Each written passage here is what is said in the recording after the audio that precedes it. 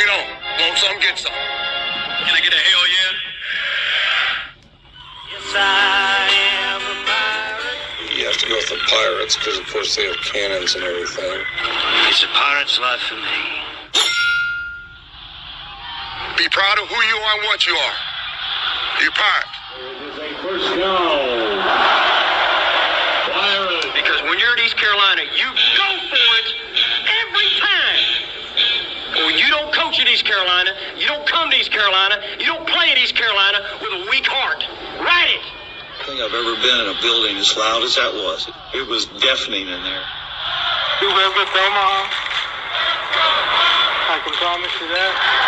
And it's purple all night long in Eastern North Carolina. You're watching The Sports Objective, the podcast for Pirates.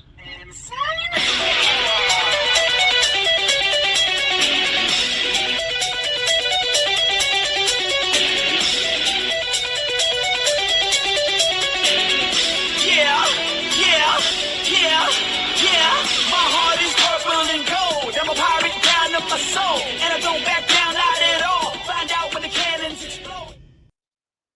All right, welcome in to the Sports Objective as we're here on another great Sunday night. Less than 50 days before our great college football season, and we're only about a month away for Alan, Vic, and I to do high school football. So great to have you tonight. This is literally the only thing that I'll be doing for the entire weekend. I've been under the weather, and sometimes you have to, as Stevie and I were talking about pregame, you have to give into it. So we'll definitely feel much better. Let's go now to Kyle from LaGrange Barber. What's up, man? What's going on, guys? Yeah, here on Sunday night. We are 48 days until Pirate football. We are less than that from college football in general. We are just about, at this point, 12 days or so until practice starts. It's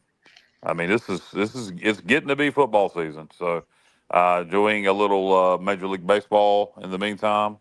I know we all went to concerts except for Stevie this past week. So some people well, that's true.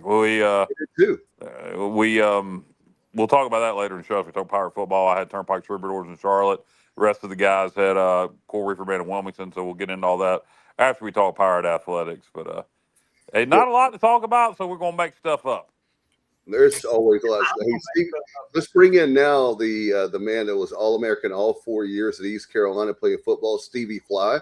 Jesus Christ, we're going to lie. You're not making stuff up. Yeah, we're making stuff up tonight. I might as well say, yeah, Mike. Have anything to talk about? What's up, Stevie Fly? I'm sitting here as senior VP of Balsam Hill Tree Company under Matt Semenza. It's a pirate's life for me. I would say that. Sorry, I didn't get to go to a concert this week. I'm like Kyle. I don't go to one like every other day, but man, some people have to work and run in the cornfields. Yeah. Hey, Robert Matthews, how you doing, bud?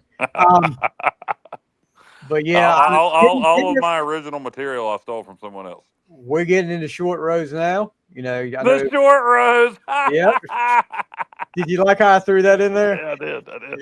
Yeah. We're getting into short rows now. Not only college football, but I know Kyle don't want to hear this, but the other football is getting ready to start. Hey, you know what? I'm actually going to try to follow the Panthers this year. It'll probably last about 2 weeks, and I'll be done with it. But I'm going to try. Kind of like with the Cubs. No, I'm back into the Cubs, baby. I'm back into the Cubs. Kyle, how about them Orioles? We're on a win streak now. Oh, you win like 3 in a row? No, we've actually won 7 in a row now. So. You know what? With the AL like it is, you could get in the wild card race. Look, we're only 2 games under 500, and we're about 8 games out of first place in the AL East. There you go. No, hey, look, that's insane. Man, Dave, I'm back into the Cubs. That was a losing streak at a bad time, and I had another reason to be mad at the Cubs. I know. And so now I'm fully back into the Cubs. The game in Washington, unfortunately, wasn't going to work out because of Jessica's work schedule anyway. So, but I do want to make it up there for a game because it is the closest way to see them. But yeah, I'm back into the Cubs. I got the MLB, and I'll shut up and introduce JR and Justin, or not Justin, Jesus, Justin. Alan. Good, Alan. I would take that. But I got during the All-Star break, you could get the remainder of the season for MLB TV for $47, and I took advantage of that. Yeah, that was a great deal. Let's bring in a guy that hopefully will be going to the baseball game with the kids tonight, and that's Johnny Robertson. What's up, bro? Hey, what's up, fellas? Does that mean we get in the luxury suites with you now because Kyle's not going? I'm not sure about that, but I can't. You know what? I'm gonna do. I'll be right out front with everybody listening. I'm having audio problems, so Dave, I'm not even sure what you said. I just agreed with it, whatever it was. But is Wildfire not going to be on the show tonight? Yes, he is actually being daddy right now. So I thought he was busy running around. He's been spotted all over Canada, and they got wildfires everywhere. And their air has been terrible. Like you can see particles floating in the air, and it really puts a damper on what you can do outside. But every time they mention, the smoke is from the wildfires, I get momentarily mad at Justin, but it's not really his fault. So Justin is not a Canadian arsonist. JR, you just agreeing with whatever we say tonight, right? Right, Stevie. So you can give me like $500,000, right? No, I heard that. No, hey, I know y'all are talking about other things to keep you occupied until Pirate football starts, at least till Pirate football practice starts. But I'll throw this out there. Maybe tune in to ESPN Plus tomorrow morning at 10 a.m. because the Winterville Pitt County Little League softball girls are tearing it up. Yes, they are.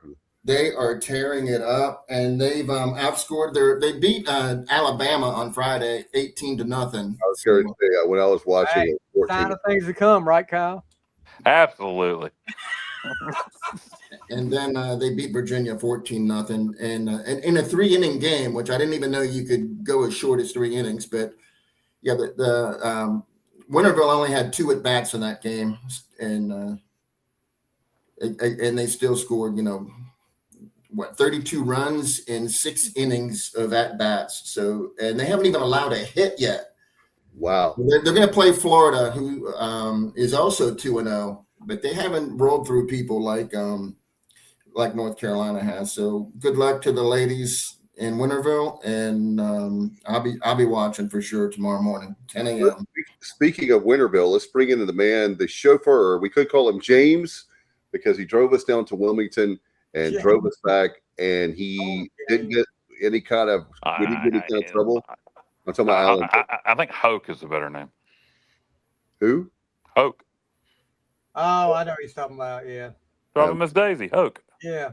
Oh, okay. I got you. So you're saying Dave and Johnny will Miss Daisy? They are old Jewish women. Not hardly. But anyway, Alan, thank you for the trip, sir. Thank you for the tickets. You were very kind. And, I hope we're past the statute of limitations because Johnny hit a guy with a beach ball. We were on the 4th row. Thank you, Kyle, by the way, for your intel on. You're welcome. And then JR did the legwork. So good job, JR. Right. Yeah. He literally threw a beach ball. It hit the cameraman on the side of his face, and the camera shook. Wow. I think I'll just now, hold on, Dave. Hold on. I didn't throw it, first of all. I spiked it, and I meant to spike it hard because I wanted to reach the stage, but I'm sorry. I didn't plan on nailing the cameraman in the head. I'm sorry I used the wrong verb there, Alan. I'm sorry that I did that. He still hit him. I think Kyle said that JR did the leg work, which is a direct, little punch at me. Thank you. Absolutely, Alan. I often take shots at you. That's what I was doing. No, I didn't do anything. Alan pulled off the amazing caper of not only finding us a parking spot that wasn't available, but also gaining us entrance into the venue without waiting in line. So I told him that neither one of them could be done, and he proved me wrong on both of them. And I was very relieved when we walked back to the vehicle and your car was still sitting in the parking place, Alan. we all breathed a big sigh of relief when the Alan, Stevie, God dang it, JR told me Corporate. about what happened with the parking where you asked for handicap parking because you have the placard, and they told you there was none, and so you went and parked in the VIP lot. Well, you handled it.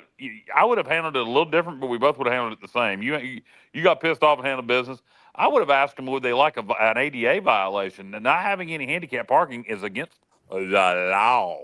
Yep, and I think we literally about the last spot that there was, seriously.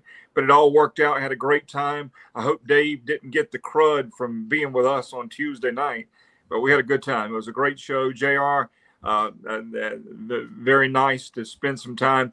Johnny's in the back seat with Dave.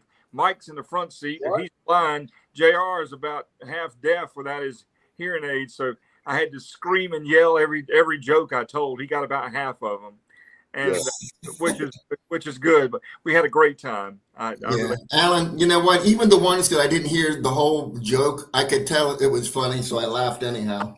Yeah, it was all about the delivery. I could tell that it needed to be laughed at. So no, I enjoyed that very much.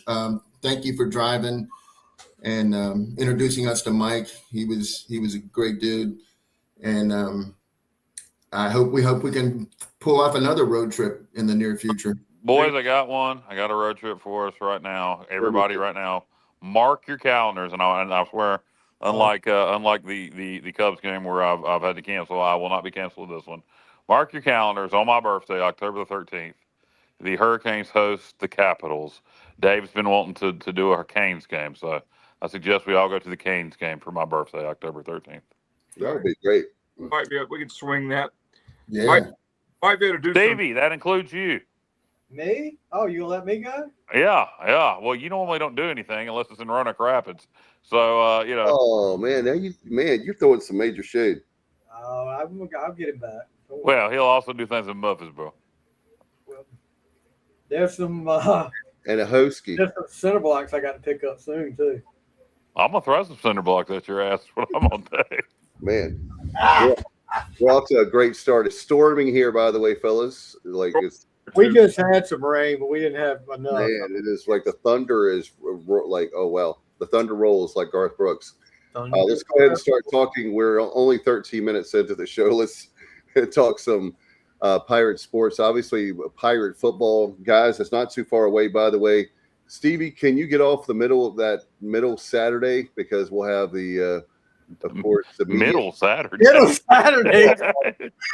Sorry, middle of August. That Saturday. I think it's the 15th, 14th. Which game? I mean, what is it? 15th. Media Day.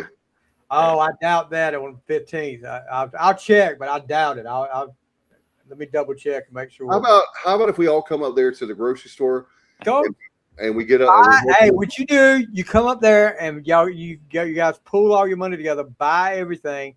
Then I won't have anything to cut. There you go. So I can leave. Well, then they'll be panicking and have an emergency shipment come in. You have to unload Well, the it truck. won't get in there that day if you buy it like the day before. I mean, It's true. Yeah, that's a good idea. Speaking of road trips, we'll have to go and walk in and say, Stevie, we're going to buy you out, man. Hey, speaking of buying things, you know what? I'm going to do this. I'm going to throw out a plug here. If anybody, likes to help a teacher out, go to my Facebook page, Kyle Barber. That's my name. If you didn't know. And it's made public, so you don't have to be a friend with me. And my wife, who is a teacher, has her wish list up there for her classroom. And come on, my wife, something for her classroom. Help a teacher out, because I got truck payments to make. I can't spend no money on classroom materials. So there you go, Kyle Barber's Facebook page. Click on Jessica Barber's wish list. Okay, there's my plug for my wife's wish list for her classroom. Back to sports. And what ages does she teach, Kyle? Second grade. Great. Yeah. Ollie to give the weather, Kyle. Say again? I said, let's go to Ollie and give us the weather report. It's gonna rain.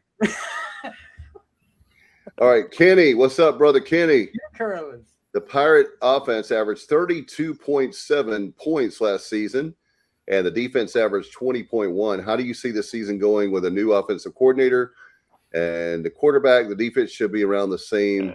I would expect the defense to be very similar. Offensively, it's going to be a work in progress. If you look, maybe we come out the gate humming. Like I said, I wish we had a tune-up game. Unfortunately, I think it'll take a couple games to get the offense going. I would say probably about the same on defense. I'll say take a couple points off on offense, maybe around 28, 29 points a game. Probably with the offense getting going later in the season, get that point total up. But yeah, that would be my guess. I'll say similar on defense, and then offense maybe 28, 29 points a game. I'm with you. Normally offense is a bit behind defense in this type situation. I agree, Kyle. I hope it's like 2010 and things, get rolling game one, but we shall see. Yeah, I think our offense is going to come along quicker. And, keep in mind, I know he wasn't calling the plays, but he was an integral part of that offense. And they weren't just the best offense in the conference. They were the best offense in the nation. Yeah. And there were some darn good offenses. I think he's got the athletes to, accomplish, what he wants to do. And I just feel like, like I've said it before, we've already got two guys that are probably going to be starters that are used to his offense. And then we got another, several great athletes that I just think that are going to pick this up sooner than later. And I think we're going to be competitive from the start. That's my opinion. I think we'll be competitive. I think we're going to be lighting up the scoreboard early. And, after the Alabama game, App will be in the same situation.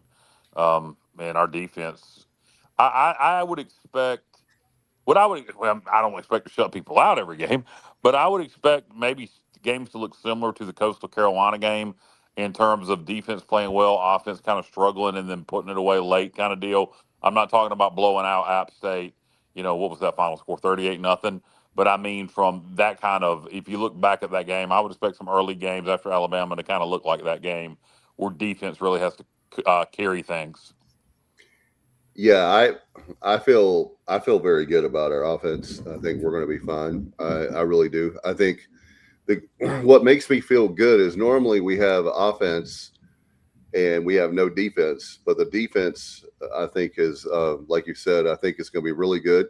So I mean, we could potentially have a top 25, top 30 defense. I really believe this year, and then on top of that, the offense. We'll see. I think the offensive line, as I've stated, is underrated. I think we've got a lot of depth at every position. Yes, we don't have the experience as far as quarterback playing at East Carolina, but I think those guys that we have in that room are going to be good. Yeah, I think so too. It just has to come together. It's just like, like I was just going to say, it's just going to be how quick can they come together and start clicking. That's the thing. I know Kyle is like, we should have had a tune-up game, but we don't. So we got to do the best we can against a tough Alabama team, and then hopefully don't come out of there with any injuries, and go into App State and take care of business. Brandon says, I hope we don't start 0-2. We got App State the week after Alabama. Yeah, I've talked about that nauseum. If we do, Kyle will have an explosion. I will, and not in a good way. And it's not because of lettuce either. Let's get ready to say that. It's because of the lettuce. Oh, man. By the way, why is Taco Bell catching so much heat for this? Taco Bell has nothing to do with Taylor Farms. Wait a minute. And not only Taylor Farms also supplies lettuce to McDonald's. But anyway, there was something going on with Taco Bell before that whole thing came out. Because believe it or not, a coworker of mine got sick, which it ended up not being anything to do with that. But she had gone to Taco Bell the night before, and it came on the news that night when I was watching it. And with that could have just something been to do. I mean, it was something that Taco Bell had left out or put in. Well, yeah, but that's an isolated location. Yeah, but what I'm saying though, that's why that was somebody talked about that before the whole lettuce gate happened. Yeah, but I'm saying people keep saying lettuce from Taco Bell. No, it's Taylor Farms lettuce, and they sell stuff to Walmart all over the place. But anyway, Kenny Carlin's Phil still gives the nod to Emory Williams over Mitch Griffith. Yeah, he does. I think we're going to see them both. In my opinion, I think Mitch will start it and Emory will finish it. I agree. I don't believe I would start Emory against Alabama. I just don't think that's a smart thing to do. But if it's close during fall camp, I would start Mitch against Alabama. All right. In fact, I guess we could do a poll. That would be interesting to see who people thinks. But it literally is a 50-50. I believe. Well, here's my thought. I don't think Mitch has been around for forever, and I don't think he's got a fragile psyche. And Emory has had some success, but he's also not had some success. I think Mitch could go in against Bama, have a poor performance, and be fine. Emory does that, you could end up, damaging him. So if it's close, I give Mitch the nod for Bama. I don't think if I could be wrong on this, but I really believe you're going to see both play the first few games. I agree.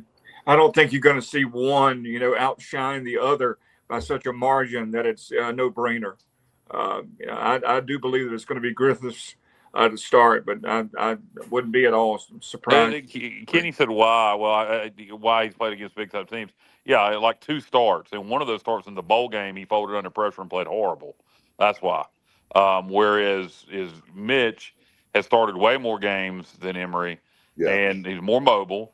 And I don't think he has a very fragile psyche. I mean, the kid at one point just left football and worked construction, then got back into football.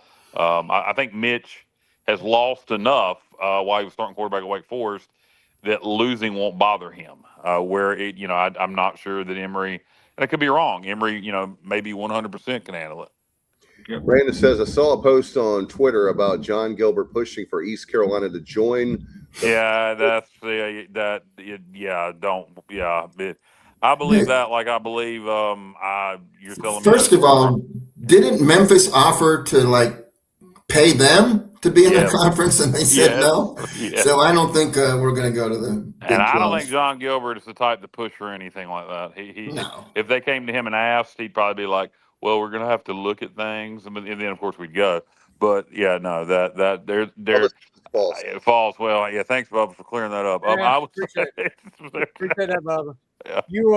You are like one whatever the population of China Grove IQ there, like you said about Lasker today. I was impressed. Bubba knew the population of Lasker today. He's got a phone right in his hand. You can look it up. I know. I mean, but he came with it so quick. So yeah. Well, Bubba's got a brand new phone. Hey, Stevie. Bubba's got a brand new bag. Bubba's got a brand new bag. Stevie. Yes, sir. Pronounce the name of your county, please. Northampton. Yeah. Okay. How is that? I mean, it struck me when I crossed over the Roanoke River, and it said, leaving Northampton County, or when I was going back to Virginia, it said entering Northampton County, but it's only one H. So yeah, and it's either Northampton or Northampton.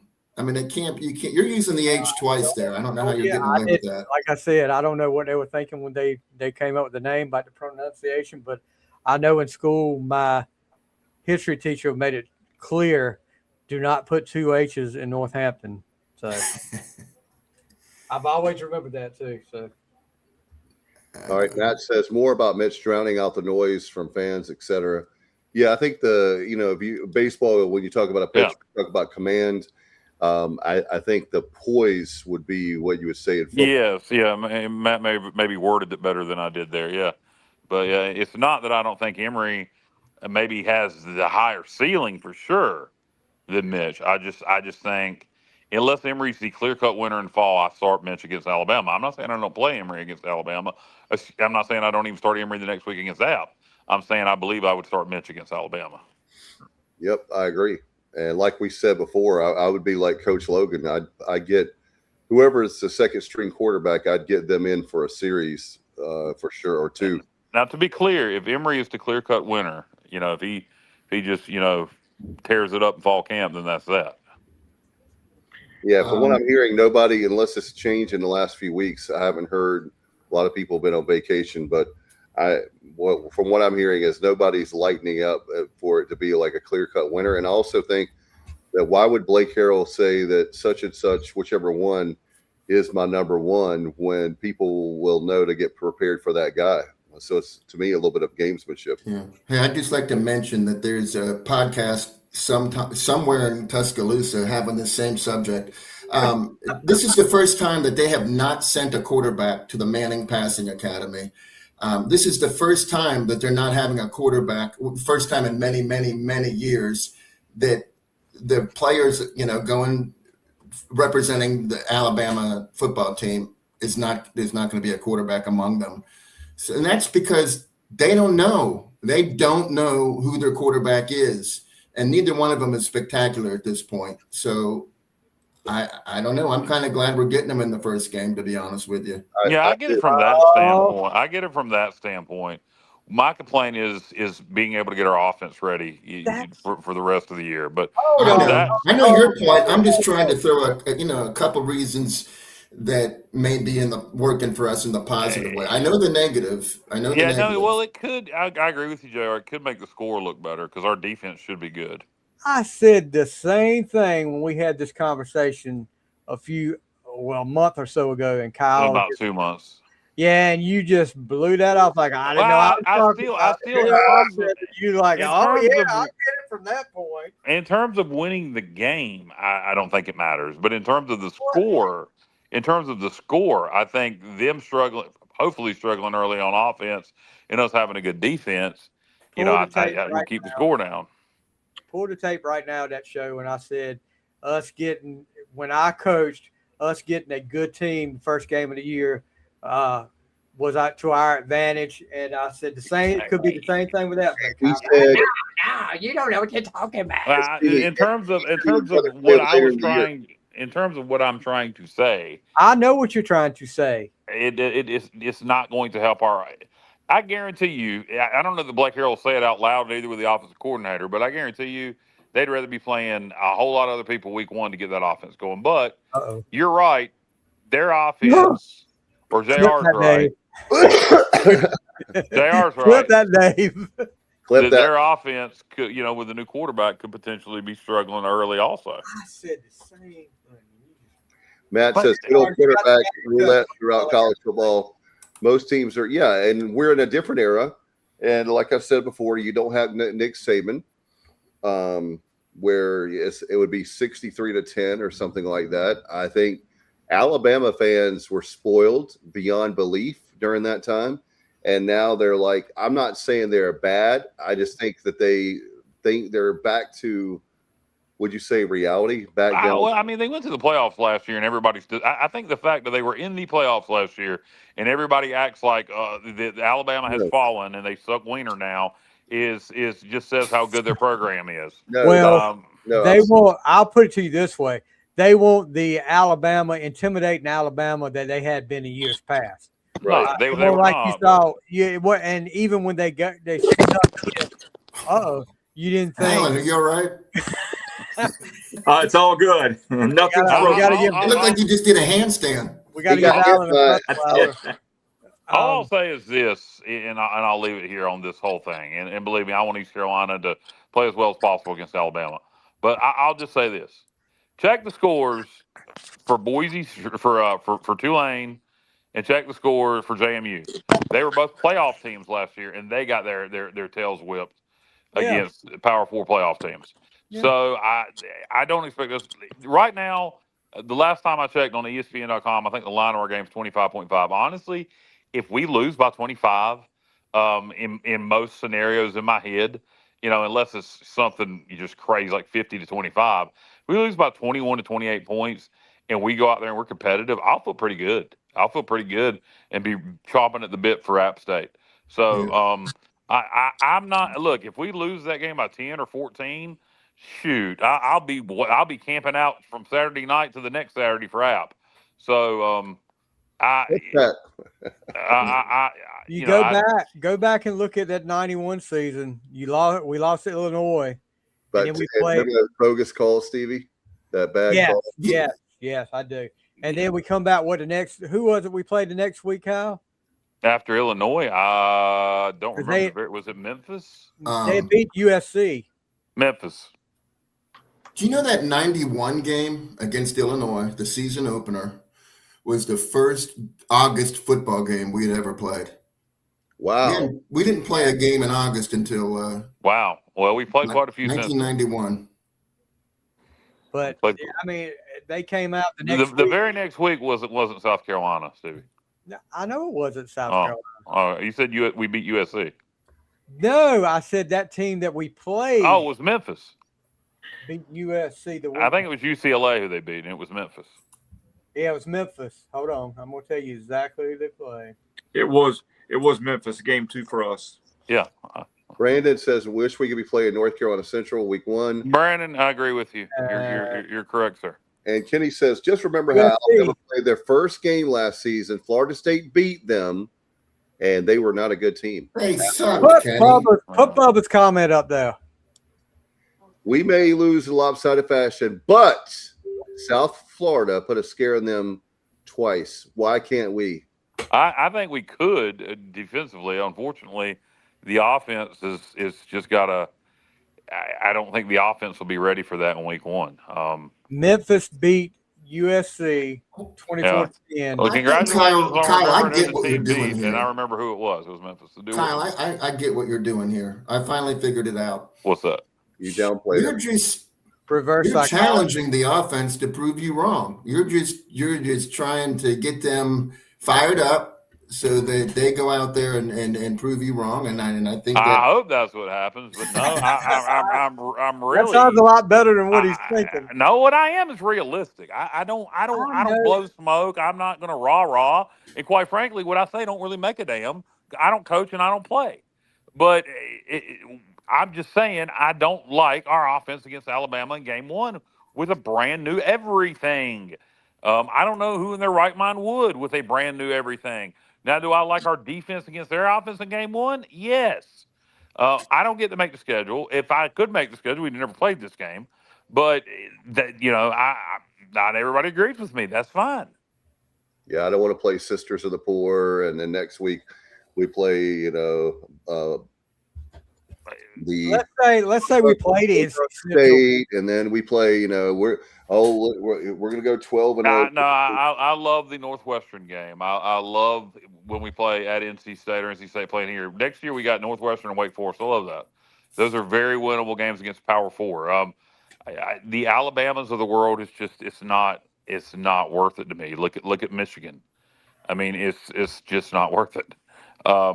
I know the money's good, but it's just not worth it. That's a good one, Brandon. If that happened, Kyle would probably have tarps off all around Green. I'm not going to feel like a fool at all. I'm going to feel grateful, blessed. If we manage to beat Alabama or even keep it within 2 scores, I'll be ecstatic. And I know what you're saying, dude, with the offense. So many question marks on the offense, but I don't get me wrong either. I'm not going into this thinking we're gonna beat Alabama. We're going down there and we're gonna beat Alabama. But like I said before, this is the best time to play them is when they've got so much uncertainty on their side too. Yeah, Stevie and I we look at this the same way. Yep. And I look at also, Stevie, our personnel on offense. We got a lot of talent. We got a lot of speed. And Dave, you made a critical point. The offensive line is turning out to be better than we thought it would. And then we have, Brandon Best from Kennesaw State, who he's really important because he can play any of the positions, just in case there's an issue with depth or whatever, he can go anywhere. And I just feel like the offensive line they did a better job of getting kids in here than I thought that they would be able to, because everybody needs offensive linemen. And I feel better about that. And we've got the talent. We got speed. We've got athleticism. City speed. Yeah. I feel like we're there, Stevie. We've got a team that teams are going to have to, prepare long and hard for.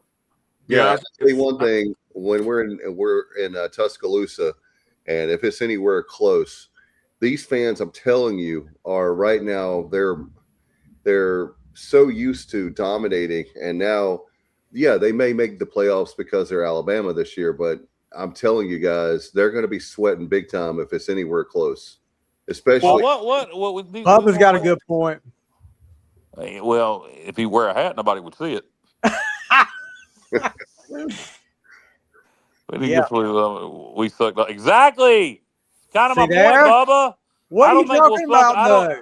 I don't think we'll suck offensively all year, but I do think No, game one he we're going to said suck we offensively. sucked offensively against Michigan, and we didn't get dominated at Michigan. Exactly. That's my The point. national champions. That's my point. I don't think we're going to be ready on offense, and it's going to be a struggle. Well, you also had a guy going out there that was afraid to throw the ball more than 10 yards down the field. Absolutely about that. Yes. Yeah, we were not ready for at the quarterback position, and you see what happens. Not ready for Well, prime. yeah, we didn't have a quarterback. That was the problem. And hey, no disrespect to Alex Flynn. No, we didn't have a quarterback. You don't have to worry about it. Are you guys going? Are we going to what? Put that back up there? Yeah, it's in August. I'm not. Dave probably is. Yeah, I'll be Alan. there. Alan and I are going to go, and we're going to cause havoc. All right. We were never ready on offense, and we knew we wouldn't be in the Michigan game. Yeah, that's true. I mean, yeah. Well, Holton said. Well, maybe let me rephrase that. I was told, because I didn't hear him say it. I was told Holton said that if we start Garcia against Michigan, we're going to get killed. So, yeah, I didn't hear him say that, so I don't want to say Holton said it. I was told Holton said that. But yeah, anyway, so let me ask y'all this. I was about to ask y'all this. This is not going to be official score predictions. But what score against Bama would everybody feel like, all right, you feel good about things? We did well, and let's get ready to beat App. I'll start it off. I think the 25.5 is too high. I think we're because we're not a name brand in the world of that. I think it's going to be. I would definitely take the points. So anything less than the 25.5, I would say if it's 14, 21 points in that range. I definitely think we're going to cover 25. I realize why it's 25, but I don't think they're going to beat us by 25. I really don't. I'm no prediction, but I'm looking at maybe a 35, 24, 23, 24. Are you saying 21-17 final, Brandon, or 21-17 points? What were you saying, Alan? I think it'll be somewhere in the 11 to 15 point range. Another thing you got to realize too, there's two things that could happen here. Well, one thing that could really happen here, Alabama being Alabama and be looking at us like little ECU could go in there overlooking us, and you know what happens when you overlook people? People slip up on you. Look at Michigan, and App State back in the day. Yeah, App had won 2 straight national championships. Well, yeah, but still, did you really think they were going to beat Michigan? I did not. I didn't give it much thought, honestly. Do you think any of them Michigan players thought they were going to lose that game? No, of course not. Alabama's going in there thinking this is going to be a cakewalk like every first game. So well, I do think, though, Stevie, that Alabama did not finish the season very strong or impressive at all. And I think they really recognize that fact and want to. I think show the fans that they're good. That they're. Yeah, but JR, better. You know them going into week 1 against ECU. I think they're going to take ECU. All we got to do is walk on that field. I've seen it. I don't think. Yeah, and I've seen it. I've been on both sides of that where my team thought all we got to do is walk on that field and we're going to win. Yep. And if they think like that, then we could. I'm not saying by any means we're going to win, but I'm still sticking to what I said. Who does Alabama have week 2?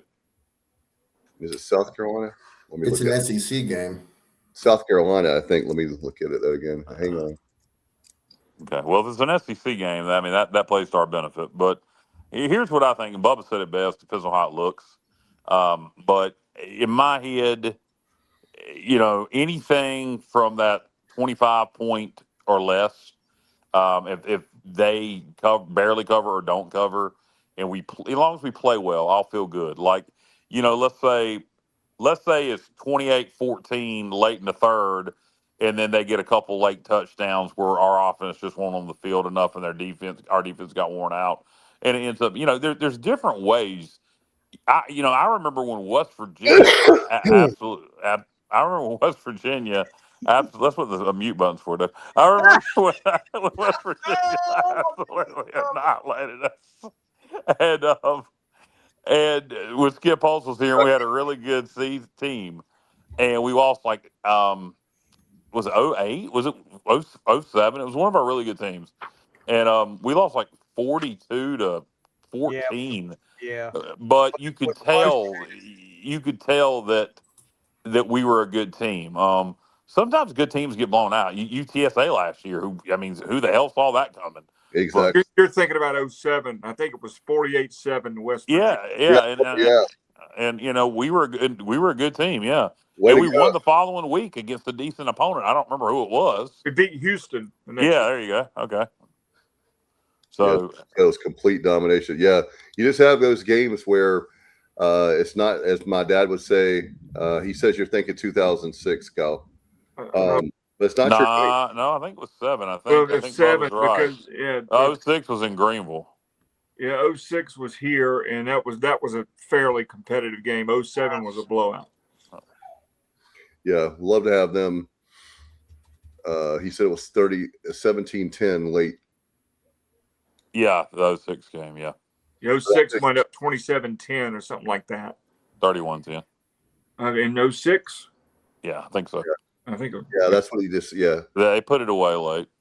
Yep, and then the next week we beat Virginia. Oh, that's right. We did get that. Yeah. Yep. On there was an off week in between actually, and then we beat UVA.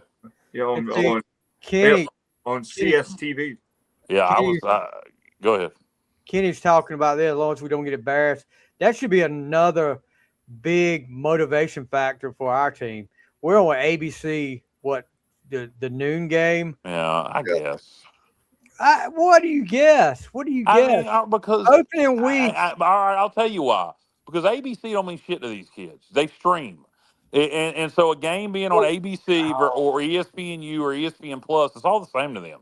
But it's all the same to them. They stream everything. You're going to Alabama. Yes, from that aspect, they're going to be fired up. You're playing week 1, 12 o'clock noon game on ABC.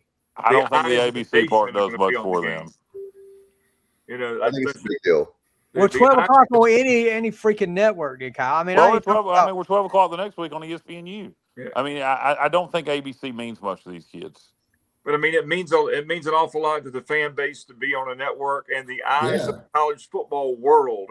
It's great exposure if you play well. Absolutely. Exactly. I just don't think the kids care about ABC. Well, let's get the kids on here. It's easy as 1, 2, 3. Dude, kids do not watch. I tell you what, on TV anymore. They don't. I tell you what. At media day, let's ask that question. Do you care? Oh, they're going to say yes. When prompted by the media, they're going to say, "Oh yeah, we." But I really don't think they care. Most kids aren't watching college football, Bubba said, and I assure you, most aren't watching with ESPN. Most kids stream stuff now, Bubba. Is what I'm saying. Oh, they're streaming. Is what I'm saying, Bubba. Particularly other college. Anybody that age streams is my point. Well, they got to pretty much these days. ABC does not mean any. Go ask your daughter if ABC means crap to her. I know what you mean. I know what you're getting at, but I'm just saying that's for our program. You're not playing. You're playing on. Yeah, but you're talking specifically about the players. You're playing on a network that's accessible to people without having to stream. Yeah, exactly. That is a big deal. That is a big deal. That is a big deal, but not to a 19-year-old kid. That's not, look, for the fan standpoint, check this out. You have Alabama fans. You have a lot of East Carolina fans that are going to watch. And you have a lot of people that are going to watch because it's college football and maybe their team hasn't played yet. Yes, I agree with all that. The statement was asked the kids should be excited because it's on ABC. And I'm telling you, the kids don't give a damn that it's on ABC. Not the program, not the fans, not exposure, the players. It's going to be a Ric Flair Sting night, ain't it, Kyle? It is. It is. Bubba says, I agree they're watching either way, but if they're watching on ABC before ESPN. They all watch on the ESPN app. It doesn't matter what it's on. They all watch on the ESPN Unlimited app. Woo, Kyle. I guarantee you, every one of those kids that watch college football watch on the ESPN Unlimited app. I guarantee it. Yeah, we're on. So it doesn't make a damn. What about the kids that can't get that ESPN Plus app, though? Well, then, yeah, I'm sorry for them. But I'm just telling you, ABC, to you and me, and to Dave, and to JR, and to all God's children over the age of 30, ABC means something. What I'm telling you is to kids today, ABC don't mean diddly squat. ABC might be the Jackson 5 as far as you and me and ABC. ABC is easy as 1, 2, 3. That's it. It's great exposure for the program itself. Fans are going to love it, and the eyes of the college football world are going to be on East Carolina. Kenny, I think people are misunderstanding what I'm saying. I'm going to make this very clear one time. I'm going to make this very clear. Take that off. Quit with the comments on the screen for a minute. Quit with the comments on the screen for a minute. I'm going to make this very clear. It is a big deal to play the 12 noon game on ESPN from an exposure standpoint, on ABC rather, from an exposure standpoint. Linear TV is still the most consumed form of television out there, but it's by people from 30 plus, really 40 plus. Most people stream now, and I'm telling you right now that teenagers and 20-somethings are watching on ESPN Unlimited. That's how they're watching the games. So whether it's ESPN Plus or ABC, they're getting it from the same place, ESPN Unlimited. So what was formerly ESPN Plus. So I'm telling you, to kids, to the players playing on ABC, except maybe because their grandma can watch it, doesn't matter to them. By and large, I don't think that matters to them. Now, being a high-profile game against Alabama, meaning all eyes are on you, yes, they will have that concept. Is it good for the program if we play well to have a game at 12 noon on ABC? Absolutely. Not trying to say it's not. That would be an ignorant argument. What I'm telling you is I don't think kids in 2026, unlike kids in 1996, are going to get that excited about playing on ABC. They will be very excited about playing Alabama, though. Will they be excited to play on December 5th on ABC? They'll be excited to be in the conference championship game. Right, but it is still a big deal. I do agree with you about streaming overall, but as far I will say this: there's a lot of people now that don't have cable television anymore. That's a thing of the past. So you and I can agree on that. And also, something you've said many times, which I agree with you on, is that these conferences need to look at East Carolina, how many eyeballs we have on streaming, because we have a lot of people that stream, especially when it's ESPN Plus. I think it's a way to count true eyeballs versus media market, and with streaming. So he says it does matter for young men to say we played Alabama on ABC. Go ask them, Kenny. I mean, I'm just telling you, Kenny. If you got any kids or grandkids, ask them if it means anything to them. So ask them ABC. Ask your kids or grandkids to name 3 shows that come on ABC right now. Bet you $100 you can't do it. I can't even do that. Say my wife and kids. What is that new one? That don't even come on no more. My wife and kids. That's old.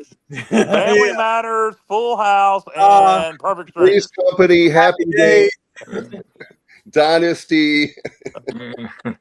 Have you talked about retro ABC? Where do you fall in on this? Well, because I feel like, Kyle, it's not a negative to play on ABC. There's no way. I know you're not, but you're so. I'm going to lose my mind. Yeah. I get what you're saying. The kids don't, but it doesn't matter. That was the question that was posed. But okay, but you answered it, and then now we're going on 10 minutes now talking about why kids don't like ABC or why it doesn't matter to them. And I agree with you on that, by the way. That was the point. Okay, that's the end of the discussion then. I know. I just don't see where it's a positive to play on ABC. Whether the kids think so or not, that's a different story. But he's talking about the players not being excited about playing. I get it, Dave. But we're going on like 10 minutes now talking about how the kids don't like. They don't care. It doesn't matter to them, and I agree with that. But I mean, there's only so many ways you can say it. Come and knock on our door. Wow. We've been waiting for you. Oh man, Kyle is right. Move on. Justin Hardy has having a decent night for Ottawa. He's All right. been having a good season. I mean, not just a good night. Brandon says, "How do you think App State will handle playing two rivals back to back? They have at East Carolina and the following." It's actually, no, you're wrong. It's three rivals. It's at East Carolina, Charlotte at home, then at NC State. Three rivals in a row. I would say they better beat Charlotte. Yeah. Yeah, I was in shock, by the way. Speaking of streaming, and then we'll talk more about football, I was really surprised that I knew it was coming, but now Hulu is 100% under the umbrella of Disney Plus. So, yeah, that's been coming for a while now. The apps haven't merged completely yet, but that Disney owns Hulu. So, App State plays what, Maine the first game, Kyle? Yeah, they play Maine, which, I don't like that. They're going to have a chance to get their offense going. But Maine's not a bad FCS program, so who knows? Yeah, they could be coming into us 0-1. So probably not, but Maine could give them a game. Years ago, Maine upset Mississippi State. That was many, many moons ago. Well, we definitely know they're good. And guys, I'll tell you what, I'm just excited overall. I think, by the way, help me out, JR, but I'm really excited about the recruiting guru that we got from Georgia. I was really happy at seeing about that because I think that we've done an excellent job of recruiting, and it doesn't hurt rather to have another lady, but this taste guy that will help us out. That's huge. And plus, not to mention the fact that Georgia's dominating. Well, Florida's right up there with it, but between Georgia and Florida, I mean, we're getting more recruits from those two states than any other state other than North Carolina, obviously. So, I mean, there's a lot of. You should see some of the facilities in Georgia. Well, Matt would know. He sent us a video from Calhoun, Calhoun today. Yeah, and I've seen Buford, and I mean, I've seen some other high schools down there. It's big time. High school football's big time in Georgia. There's a lot of elite talent coming out of there, and so it's awesome to have that connection for sure. I feel good about that. Yeah, is he going to primarily be in charge of evaluating high school talent, or is he going to be involved in evaluating portal talent, or both? I would assume both, but I think his specialty is high school. Okay. Yeah, for me personally, I love the way that Blake is still going after the high school recruits. I know I've said it before. To each his own, but I don't like. I'm not saying to do the Dabo to ignore portal, but I really like the fact you've got to have a foundation. And Stevie, you being a coach at the high school level, you know how that this is important to build your program, and the way you build your program is by having a nucleus of players coming in every single year. Nobody's saying to ignore the transfer portal, but I just don't like the idea of just Biff Poggi getting like 1 million players and the next year they're gone. The coach is fired. I mean, not that Blake will be, but you know what I mean. Well, that's the nature of the beast now. I mean, it's what it is right now. You've got to adapt to that transfer portal, and I think it's taken some coaches some time to do it, but it's a whole different ball game now. Yeah, let's be honest. This is a very important year in the career of Blake Harrell. If Blake Harrell comes out this year, we win 8-9 ball games. He is going to be a very hot commodity going into 27 and beyond. So this, as far as Blake Harrell's coaching career goes, this is a big year for him, and where he goes from here or doesn't go from here. Well, this is Blake's first 100% this is his team. This is all, mostly his recruits. Yep. Everybody on this team from the portal, he and his staff would have picked. This is completely his staff. No run, very few people left over from the Mike Houston staff at this point, and, particularly on offense. So, and then, you talk about coaches adjusting to the portal era and managing high school recruiting. Yeah, I wonder, if it's almost to Blake's advantage that he came in as a head coach while all this mess was going on versus being a head coach in it beforehand. I thought about that too, Kyle. The fact is like for him, he doesn't have. It's normal. I mean, he was an assistant prior, but not head coach. Yeah, and I tell you what, guys, we talked about it ad nauseum, but the schedule is conducive to a good year. And not to say that we're playing easy teams, but I'm telling you, I've seen other guys say it. I think it's on the conservative end to say 9-3. I really feel that strongly about this team. And conservative to say 9-3? Yeah, because I could make a case for more than 9 wins, but I think that it's Alabama and 2 losses in the conference. I just don't know. I mean, I'll have to look at the schedule and really study it more, but I think it's going to be 3 losses altogether. Yeah, I don't know. I'd probably say 8-4, but who knows? Well, hey, that's still Pirate football. We're not talking about when you have, I think the schedule is very conducive, but I think it's also tougher than people realize. You got App State as the rivalry game after Alabama. After that, you got ODU, who was a 10-win team last year on the road in Norfolk, Central. Rice is a triple option team coming in here. You got back-to-back Thursday games with Memphis and UAB. You got South Florida in an important game on a Friday night. You got a rivalry game with Charlotte. Tulsa's in there. They're going to be much improved. Army, of course, is going to be a solid football team. I think the schedule's a little tougher than people realize. Take away Alabama. I expect a lot of close games. I really do. I think the Pirates will win more than they lose. But I see a lot more close games than what we had last year. Last year we had a lot of blowouts in our wins, and then we got blew out once. But I expect to see a lot of close football games this year, which isn't a bad thing. I think it'll keep people in the stadium more. Me and JR were having this conversation yesterday. I think it'll keep people in the stadium more, having more close games. Yeah, I mean, for me personally, when you look at it, the one question mark I would have, not question mark, the one concern I have because being football is just injuries. If we have a year where we have not saying obviously I want that, Justin Hardy just got a TD, guys, in Canadian football. But anyway, for us to be able to win those games, obviously we're going to have those guys. And that's the one thing that you never know, just like we had with baseball. You just never know if we're going to get bit by the injury bug and a whole bunch of guys go down. Again, obviously I don't want that, but that's a part of the game that sucks.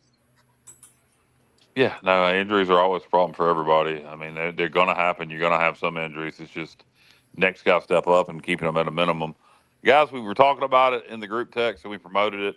To name our 3 favorite wins in August and September, early season wins. You guys want to do that now, or we want to talk more about the season before we get into that? Yeah, let's go ahead and do that. All right. So who wants to start, guys? I'll lead off.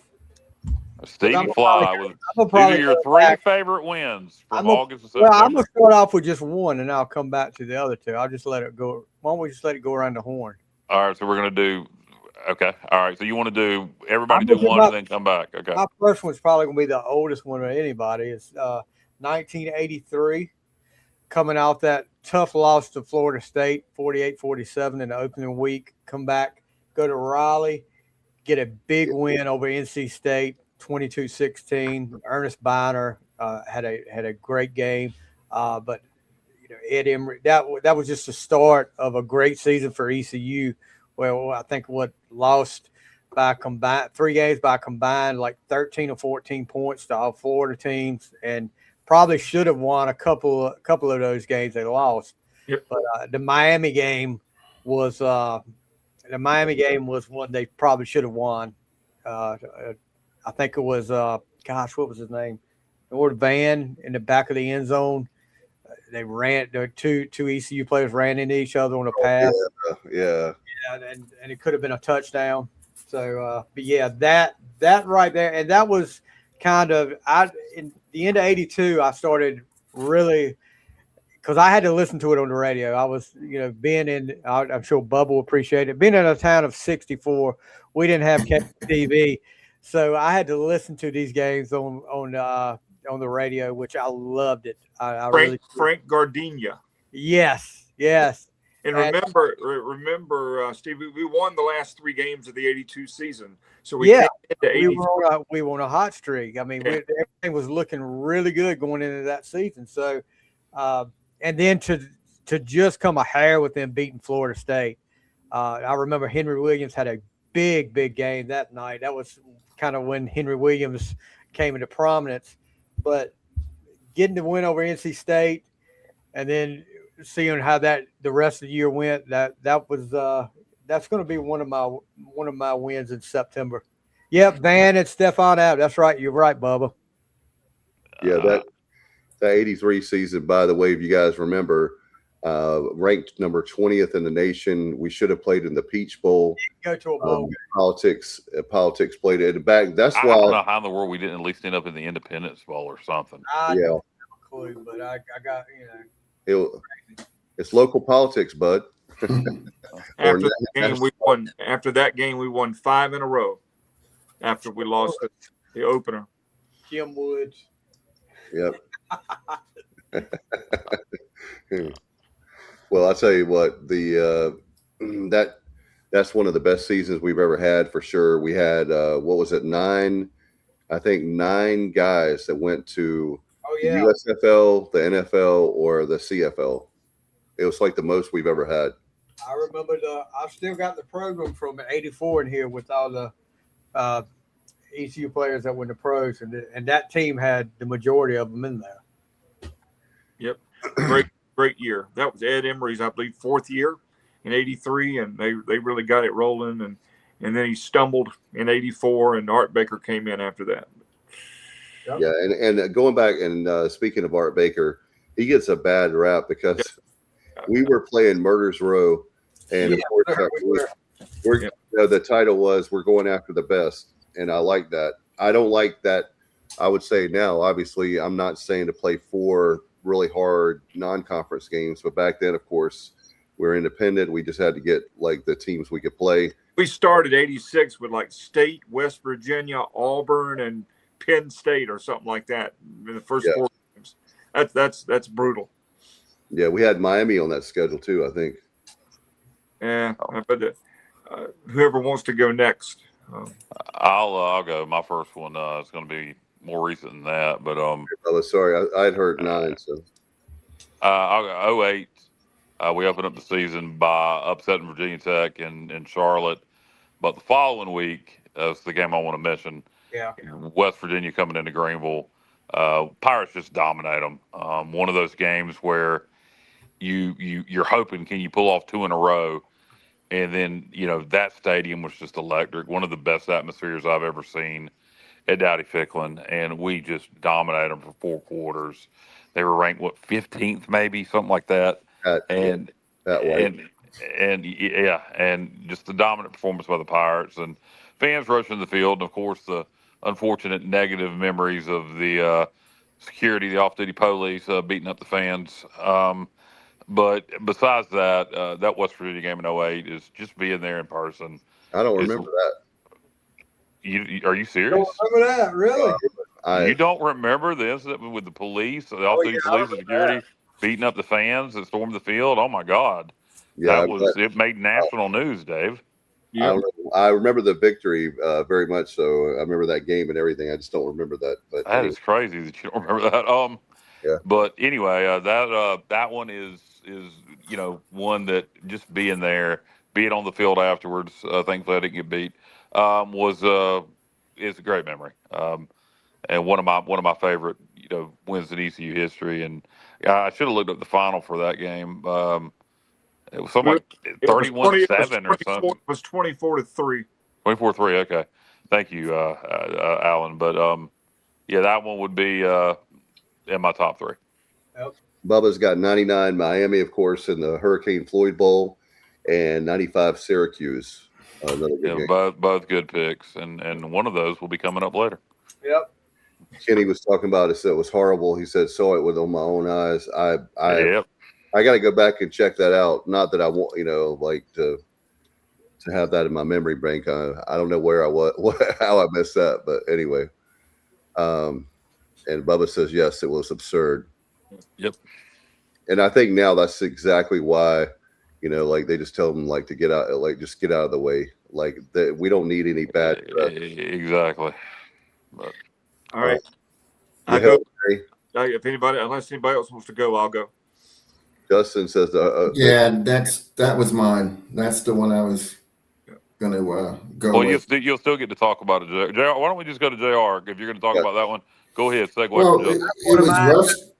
It's rough. It was Ruff's debut, and then also it was Lincoln Riley's debut as the OC, and it was Lincoln Riley's 27th birthday, I believe, and it was a shootout. I mean, it was G.J. Kinney for Tulsa, and Dominic Davis. Kinney threw 399, 5 touchdowns. Davis 383, 5 touchdowns, and this was a walk-off.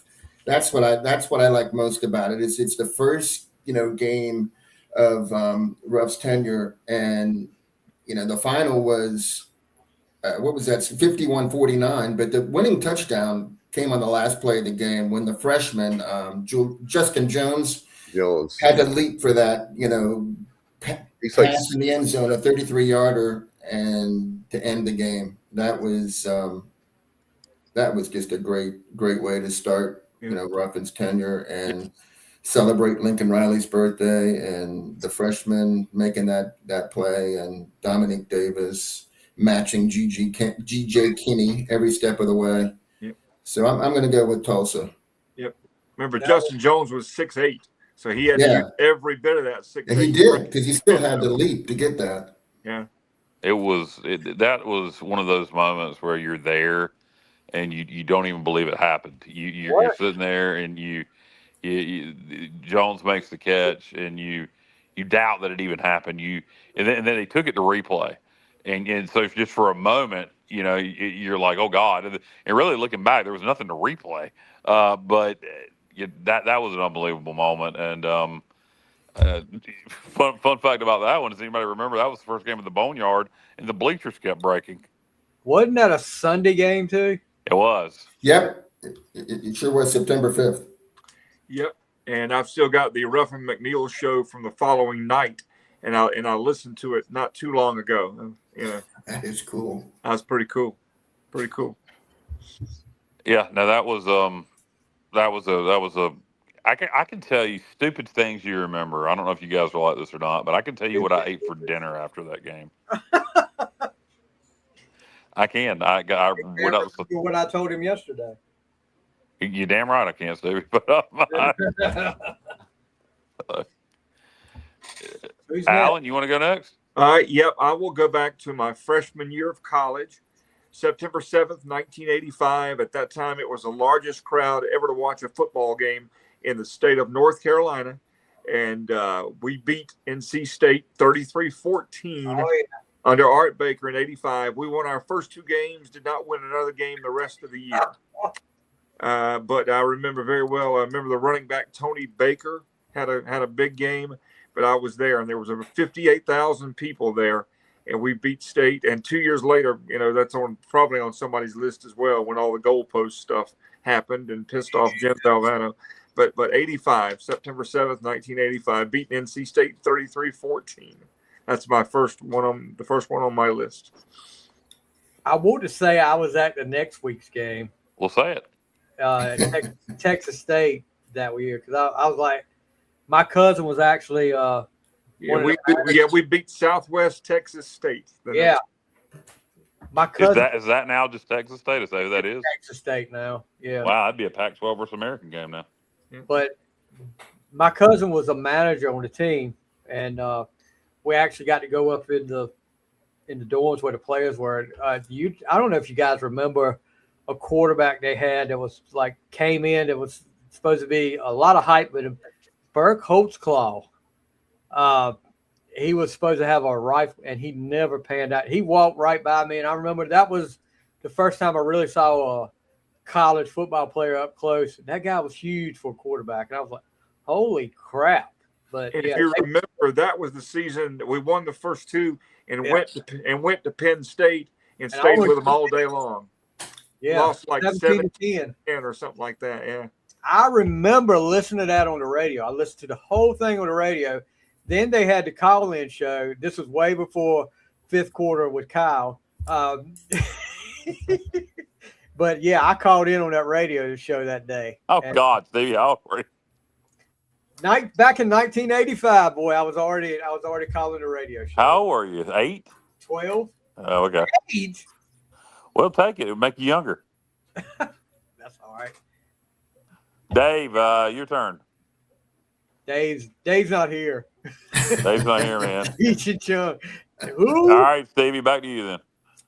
Well, they took my one with Tulsa, and then Alan talked about my third one, which is the 87 NC State game where, ECU, it was actually, if you remember, ECU led at the half 13-7, and State came out the first possession of the second half, drove right down the field on them, made it 14-13, and after that, State went to I can't hold on to the ball turnover mode. And the next thing you know, I think Jared Moody had a big game that night. He had a couple of touchdowns. ECU defense forced turnovers, and it is up 33-14.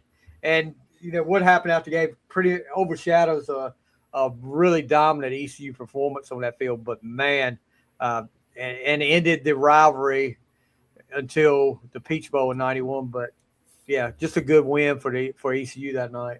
Remember Eric Kramer? Eric Kramer was the quarterback for State. You sure? I think it was Montgomery, though. Are you sure? I thought it was Eric Kramer. Kramer had gone by then. Kramer was maybe. Let me look it up. But I think Kramer was. I thought Kramer. Maybe I'm wrong. I thought Kramer was a quarterback. Hold on.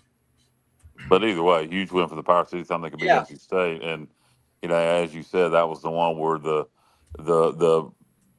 people rushed the field afterwards. There's multiple fights between ECU and NC State fans, and we won those two. Yeah, well, of course we did. And then NC State decided they weren't going to play us anymore, and took the Peach Bowl, then legislation to make it happen. But who was the quarterback, Stevie? Kramer was gone. He was in the NFL in '87. It was Shane Montgomery. There you go. So Kramer must have been 85. I was thinking about. According to ChatGTP ECU trivia questions the other day, Shane Montgomery was quarterback for East Carolina when we won the Peach Bowl. So how about that? So guys, my number, I guess these aren't necessarily in order, but my second one I'll mention is, everybody's going to talk about beating UNC in 2014. I'm going to go with beating UNC in 2007. And beating them in 13 was good. Beating them in 14 was good. But 2007 in Greenville, the last second field goal, 34-31. Hartman had missed 3 field goals in that game, 3 field goals in that game, and just being in that stadium, feeling that energy. When I remember UNC lining up the kick, what would have been the go-ahead field goal with their really good kicker. And they botch the snap, and we tackle them. We get the ball back around midfield, and Pinckney goes to work, leads us down, sets up a chip shot centered field goal for Hartman.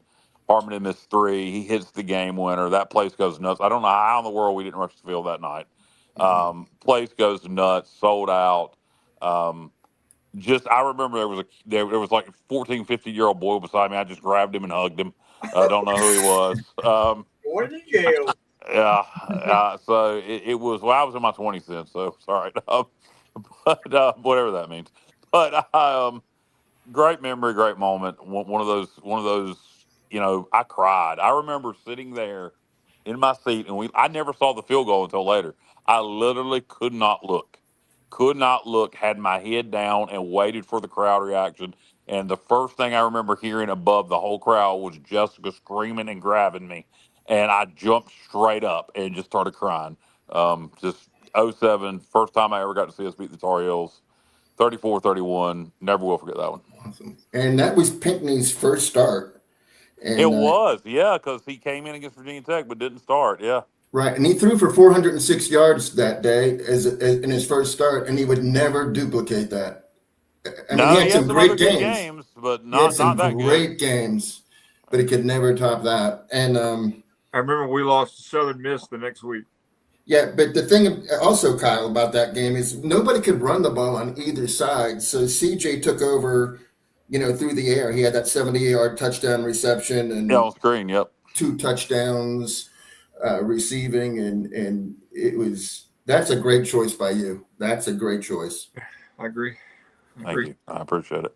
JR, what you got? Is it me already? Dave, how do we? Dave's not here, man. Dave's not here. Okay. Well, I guess I'm going to have to talk about the one that you alluded to but didn't choose, was the 2008 Virginia Tech game. They were number 17 in the nation at that point at Bank of America Stadium, 72,000 plus. And that, without a doubt, is our biggest August win ever. I think we only have 4 wins in August. That's our biggest one ever for sure. And the thing about that game that was so satisfying is I just didn't like Frank Beamer. I know everyone thinks very highly of him, and he's, grab your lunchbox. But to me, he was a dirty coach. I felt like his teams always played dirty. I've never liked Tech. So that game was extra satisfying because we beat them, on the TJ Lee 27-yard block punt return.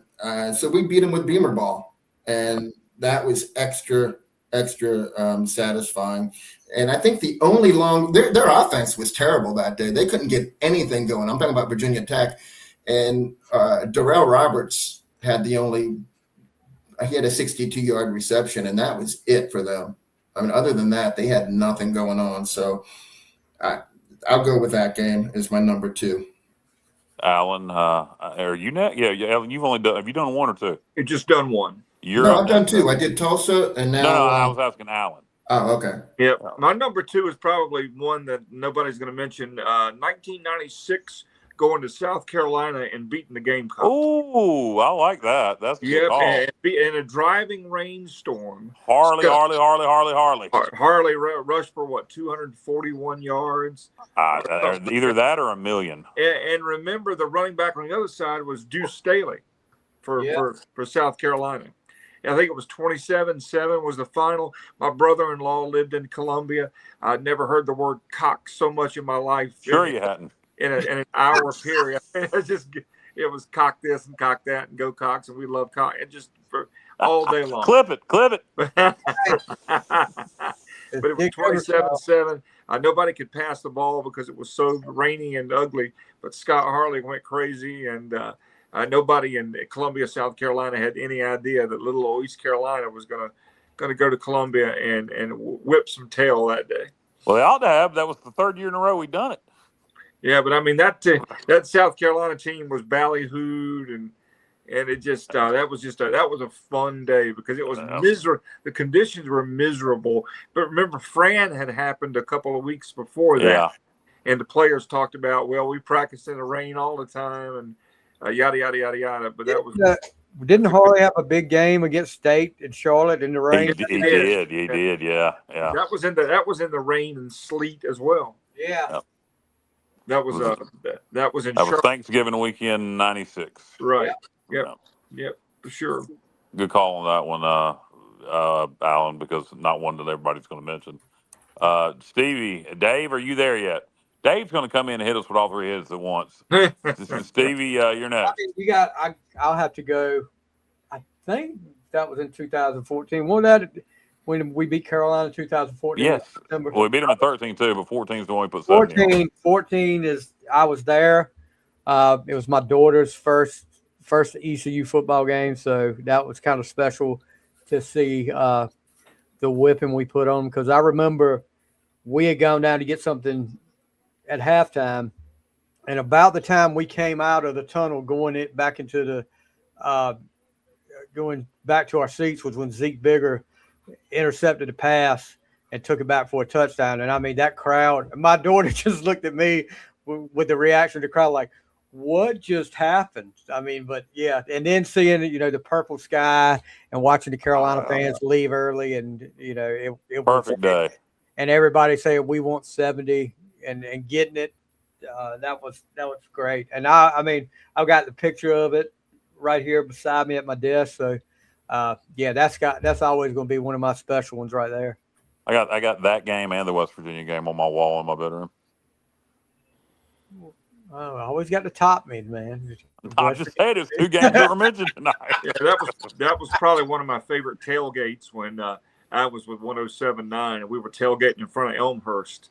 There was a lot of Carolina fans that came by and had some things to say, and I got some relatives that are big Carolina fans, love them to death, but they had no idea what was about to happen.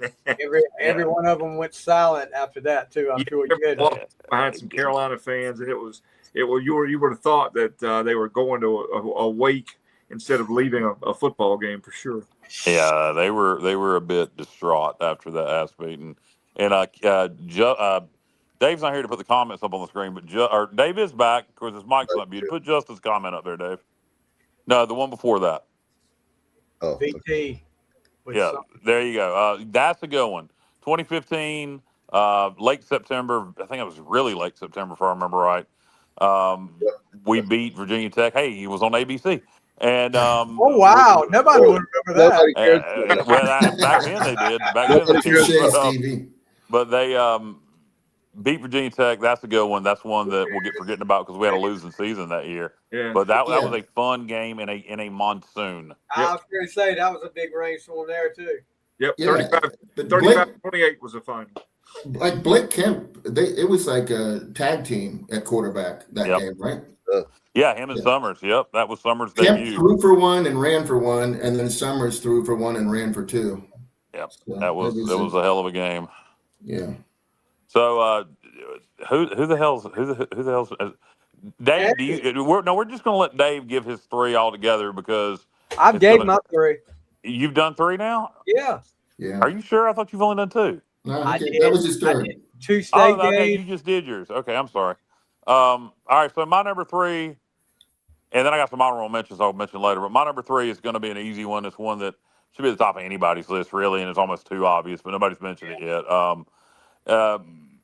Miami '99 in Raleigh after Hurricane Floyd. What all that whole September was fantastic. You beat Duke, you beat South Carolina. You're flying high. You beat West Virginia to start the season. I can't believe I forgot that. You're flying high, and then you get stuck in South Carolina for a week. Everybody knows the story. Everything's flooded in Greenville, and the guys do the impossible. Down big, 21-0 or whatever it was, and they score right before half. I think it was 24-0. They score right before halftime, make it 24-3 if I'm remembering right. And then in the second half, it's just complete domination by the Pirates, and you have Garrard to Stokes for the go-ahead touchdown, and the defensive stand at the red zone at the end of the game, and the Pirates upset the Miami Hurricanes in Raleigh and Carter Finley with everything going against them, tear down the goalpost. Top story on SportsCenter. Just a moment that I don't know anybody who had anything. You didn't even have to be a Pirate at that point. The whole nation was rooting for us. Everybody in Eastern North Carolina. Those guys beat the Miami Hurricanes after Hurricane Floyd, and it was just magical. That '99 game in Raleigh against Miami. Every cliche you can think of is how you describe that game, and one of the most memorable wins in ECU history, in a game that back in that time period when it was, if you didn't record the game, it was hard to get your hands on them. Jessica, actually, our first year we were dating in 2000, managed to get me a copy of that game on VHS back in 2000 from '99 of ECU Miami. So great memories of that one. It's a shame she couldn't get a Wake Forest game. Yeah. No kidding. No. But that is true love when your lady gets a VHS copy of a football game for you. Yeah. Exactly. That's true love. Hey, well, apparently, it's been 26 years now. Yeah, exactly. Something's working right. Yeah, Kyle, I'll give my first one, and my first Well, one. hold on. Let's let JR finish his, and then Okay. This will be Alan. Have you got one left or two? I had one left, but it's already been mentioned, the Tulsa game. So I'm Okay. All right. So JR, give your last one, and then we'll let Dave give all three of his. Yep. All right, but then we can have some honorable mentions, correct? Yes. Okay. Definitely. All right. I'm going to go post-COVID, and we started off the 21 season with that game at Bank of America Stadium against App State, where we scored a touchdown right before halftime. Then they took it away, and that game I felt like that game was much closer than it was. So then we went home and played South Carolina. I was at that game, and that was it Josiah Hatfield that threw the touchdown pass to get things started, and I thought we had a real chance to win that game. We were 0-2. We were 0-2, but we were better than that, and I just did not want to go 0-3. So we go, not a good scenario. We go to Huntington, West Virginia for a night game in week 3, and we ended up winning 42-38. And what I remember most is we were down by 17 points with 7.5 minutes to go. Yes, in the red zone, but yes, you are correct. Yeah, that's true. And then, I guess out of the 3 touchdowns we scored there to win it, this Snead to Ayler's 27-yard touchdown pass, that was just I just couldn't watch that enough over and over again. And then Keaton Mitchell had a really good day. I don't think he had a touchdown, but he just was really effective on the ground. I think he averaged like 10 yards a carry, had like 135 yards. So, it was just it wasn't a pivotal win, I guess, as much as some of the other ones we've mentioned. I think for that season it was. Yeah, I just felt like we really needed a win at that point. And we could have very easily been 2-1 or maybe even 3-0, that App State game. But so that's why I chose Marshall. And then we almost lost at home to Charleston Southern. They gave us a really good game. That was a good one. That game, what I remember, 2 things I remember most about that Marshall game. One is when we scored the touchdown to cut it to 10, Marshall drove down the field right on us again, but then missed the field goal. Oh yeah. And then we come and then we come back and score again. And then the other thing is another special teams play. People forget to get that go ahead touchdown. We recovered an onside kick, which you do not see happen very often. That you recover an onside kick in those situations. And so 2 special teams plays is what sticks out most to me in that game. But I like that. That's a unique pick there, but I like it. I remember the group text that we had between me, you, and Bubba during that time. With, oh my God, 0-3. I remember that. Then just complete change of emotions. And I remember somebody, it was either me or Bubba won, saying something like, "We're going to come back and win this game." Maybe I'm making that up in my head. I don't know if Bubba will remember that or not, but that's a good pick. Dave, give your 3, and then we're going to do honorable mentions. Okay, I don't know if it's been. I'm sorry, guys. If it's been mentioned, it's okay. I am going Orange Bowl 1996. Nope, has not. No, you can't. Huh? That doesn't qualify, Dave. We're doing August and September. Oh, that's right.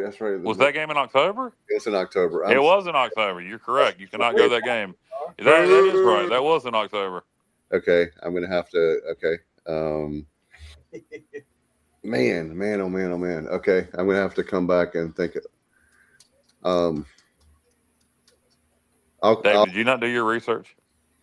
Did you not do your homework here? I did games, but I forgot about the August, September. Look at here, Mr. Richmond. Had it all written down. Oh, look at Yeah. Right. Yeah. So that was so the Dave, Carolina game. You got nothing, Dave? I mean, the Carolina game has already been mentioned, 70-41. Well, there's the other Carolina game out there, though. Into 2007 was mentioned also. 55-31. That was okay. Yep. Yeah, you talking about 13? Yeah. And 07. Yeah. Okay. So And both of those. 14. Okay. Yeah, off the top of my head. Wow. I'll have to. I'll think about it. I was thinking in my mind about my favorite games of all time. So let me. I'll have to think about it. Keep talking, everybody, and All right. So honorable mentions. I'm going to go ahead and start with that one because it's so friggin' obvious for me. I got a few, but we'll do one at a time here. 97 Wake Forest. And that was late September also. Or no, that was early September. Yeah. And so you beat the Demon Deacons. It's our first win against an ACC team in Greenville since the 70s or since the 60s. First time we had an ACC opponent in Greenville since the 60s. We come from behind. We're down 21-7. Come back and win that game. Just one that means a lot to me. And also, because I listened to it, I wasn't able to go that day, and I did not have Fox Sports South. I've never been able to see that game again. If anybody has a copy of it, please let me know. Honorable mention to me, 97 Wake Forest. When we get that game, we're gonna have to do a watch party. We will. We'll do it. But 97 Wake Forest. Who wants to go next with the honorable mention? I didn't have any honorable mentions because I didn't. Kenny did. We'll do Kenny real fast. We wouldn't have any. Beating NC State and Pitt, two ACC teams at back-to-back bowl games, is his honorable mentions. Has nothing to do with August and September. No. Absolutely nothing. I've got an honorable mention from a couple of years that we often poo-poo, but remember beating State under Scotty Moe in 2016 in very exciting fashion. Second game of the season. That stadium was rocking, and it was packed to the gills. Hot day that day too. I wasn't there. My sister got married that day. I had to watch that game on TV. Yep, it was. I remember there was really nowhere to sit. This was the year before I started getting press credentials, or I didn't get them that year for whatever reason. We were packed in there like sardines. Yeah. Literally, I was sitting on the steps just to have somewhere to sit, and it was a great atmosphere. Obviously, things didn't go well from there at South Carolina the next week. Shoulda, woulda, coulda, what might have been if we had beaten South Carolina the following week, gone 3-0, who knows? But that State game in 2016 was very exciting. Yeah, he's going to be most disappointing. Robert did. The Pirate lost. You see, yeah. Again, we're doing favorite wins in August and September. But that was a good one. The NC State game, that was. Like I said, Alan, I couldn't go to that game. My sister got married that day. I was at her wedding. I had to watch the game on TV. But I always say we won that game because I did the right thing. I went to my sister's wedding. That's kind of important. Yeah, I got to go back and watch that game sometime. I had watched it, and I think I watched it once since then. I really need to go back and take a look at that game because that was. It was back and forth. It was a great game. Yeah, and Moe was 2-0 at that point. He could have run for mayor of Greenville at that time. We thought we'd found the whiz kid of all whiz kids that was going to take us. I'll tell you what, I've said it before, and I'll say it again. Kyle and I have talked about it. That South Carolina game, we had them beat on that third game. What was it? 3? Anthony Smith. We turned the ball over 84 times in the red zone. It was horrible. Yeah. Yep. And still lost 20-15. Dare, you said you had some honorable mentions. Yeah, I'm going though. This is for entertainment purposes only. Just in trivia too. We didn't. Okay. We start playing football in 1932. Obviously, Yep. We didn't play a game before October until 1939. Wow. And that was a loss at Kutztown State, 20-6. But in 1940, we played one September game. It was our first September win as we got revenge on Kutztown State and won 14-6. So there you go. That's your honorable mention? That, and also, Wake Forest, I'm going back deep again. 1963, Wake Forest was the first team that we beat that was I don't even know the term, obviously an ACC school, but they were the first team that we beat that was on, what was the phrase back then? It was Division I guess, and we were. I think it was called Major College and Small College. Yeah, There you go. we lost the first game of that season and did not lose another game that season. Under Stas. 1963. Stasovich. 63, we were 9-1 that season. Yeah, and we beat Wake Forest 20-10 on September 21st. Yep, did not lose another game. I got another honorable. The very first game in Ficklin Stadium was Wake Forest. That's the game he's talking about. Yeah. Yep. I got another honorable mention. 2005, Skip Holt's first game against Duke. We had been so bad under John Thompson.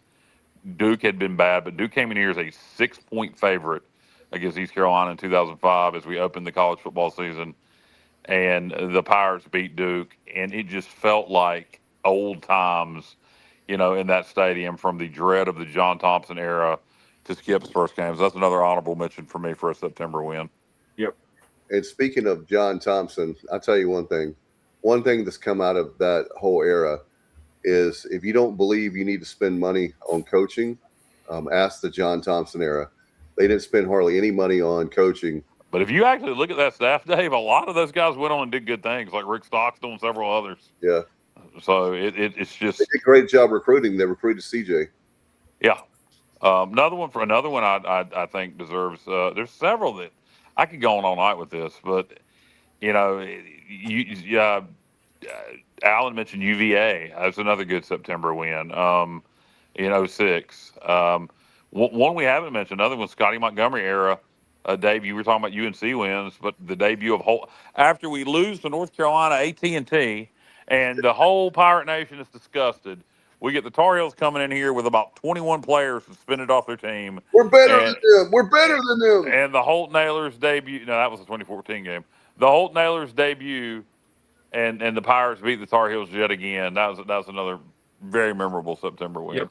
Yep. Dave, did you come up with anything, or are you just going to sit this one out?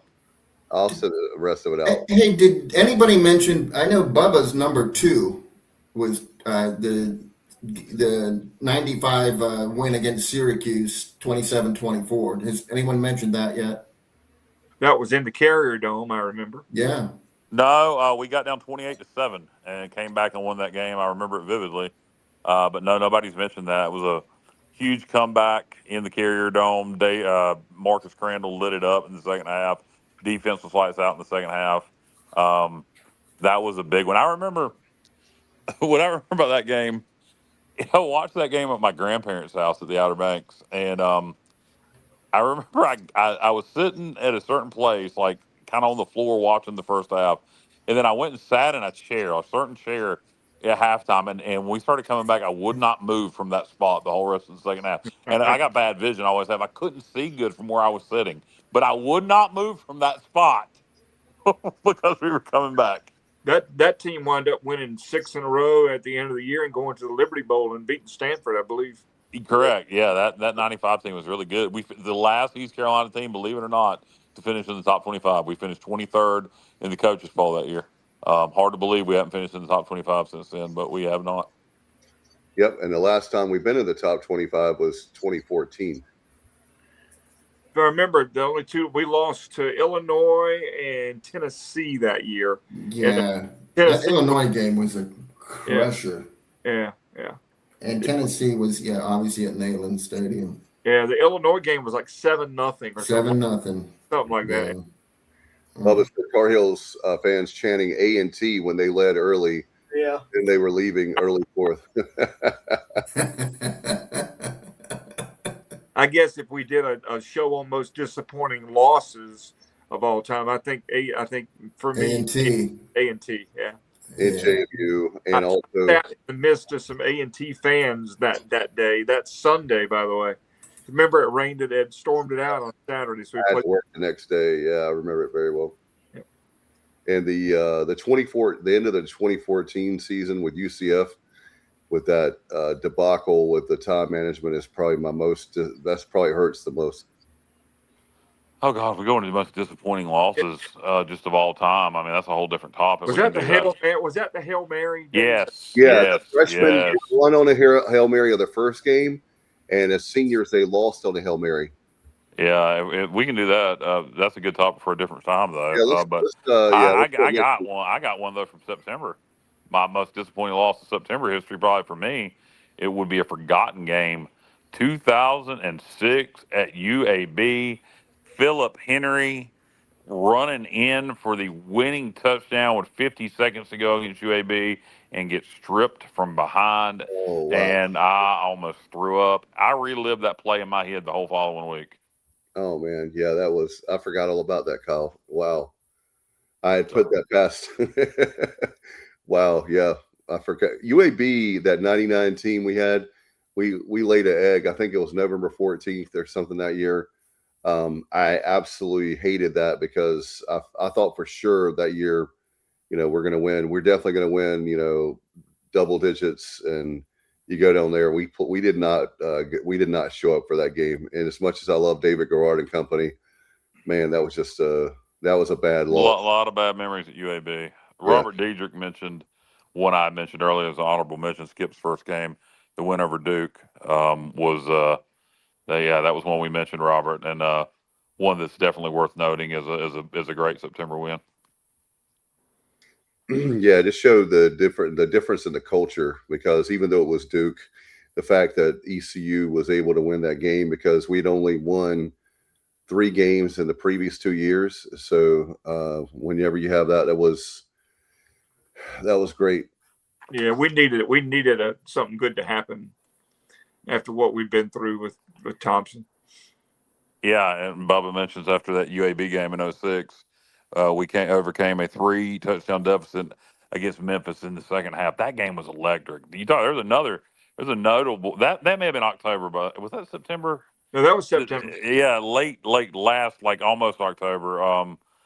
God, that second half comeback against Memphis that day, that's one that in the Chronicles ECU history that'll be forgotten. But what an electric game! Yeah, we wound up winning that game like 35-21 or something like that. Yeah, we just kept coming. Once we started coming back, we blew them out, or not blew them out. We put it away.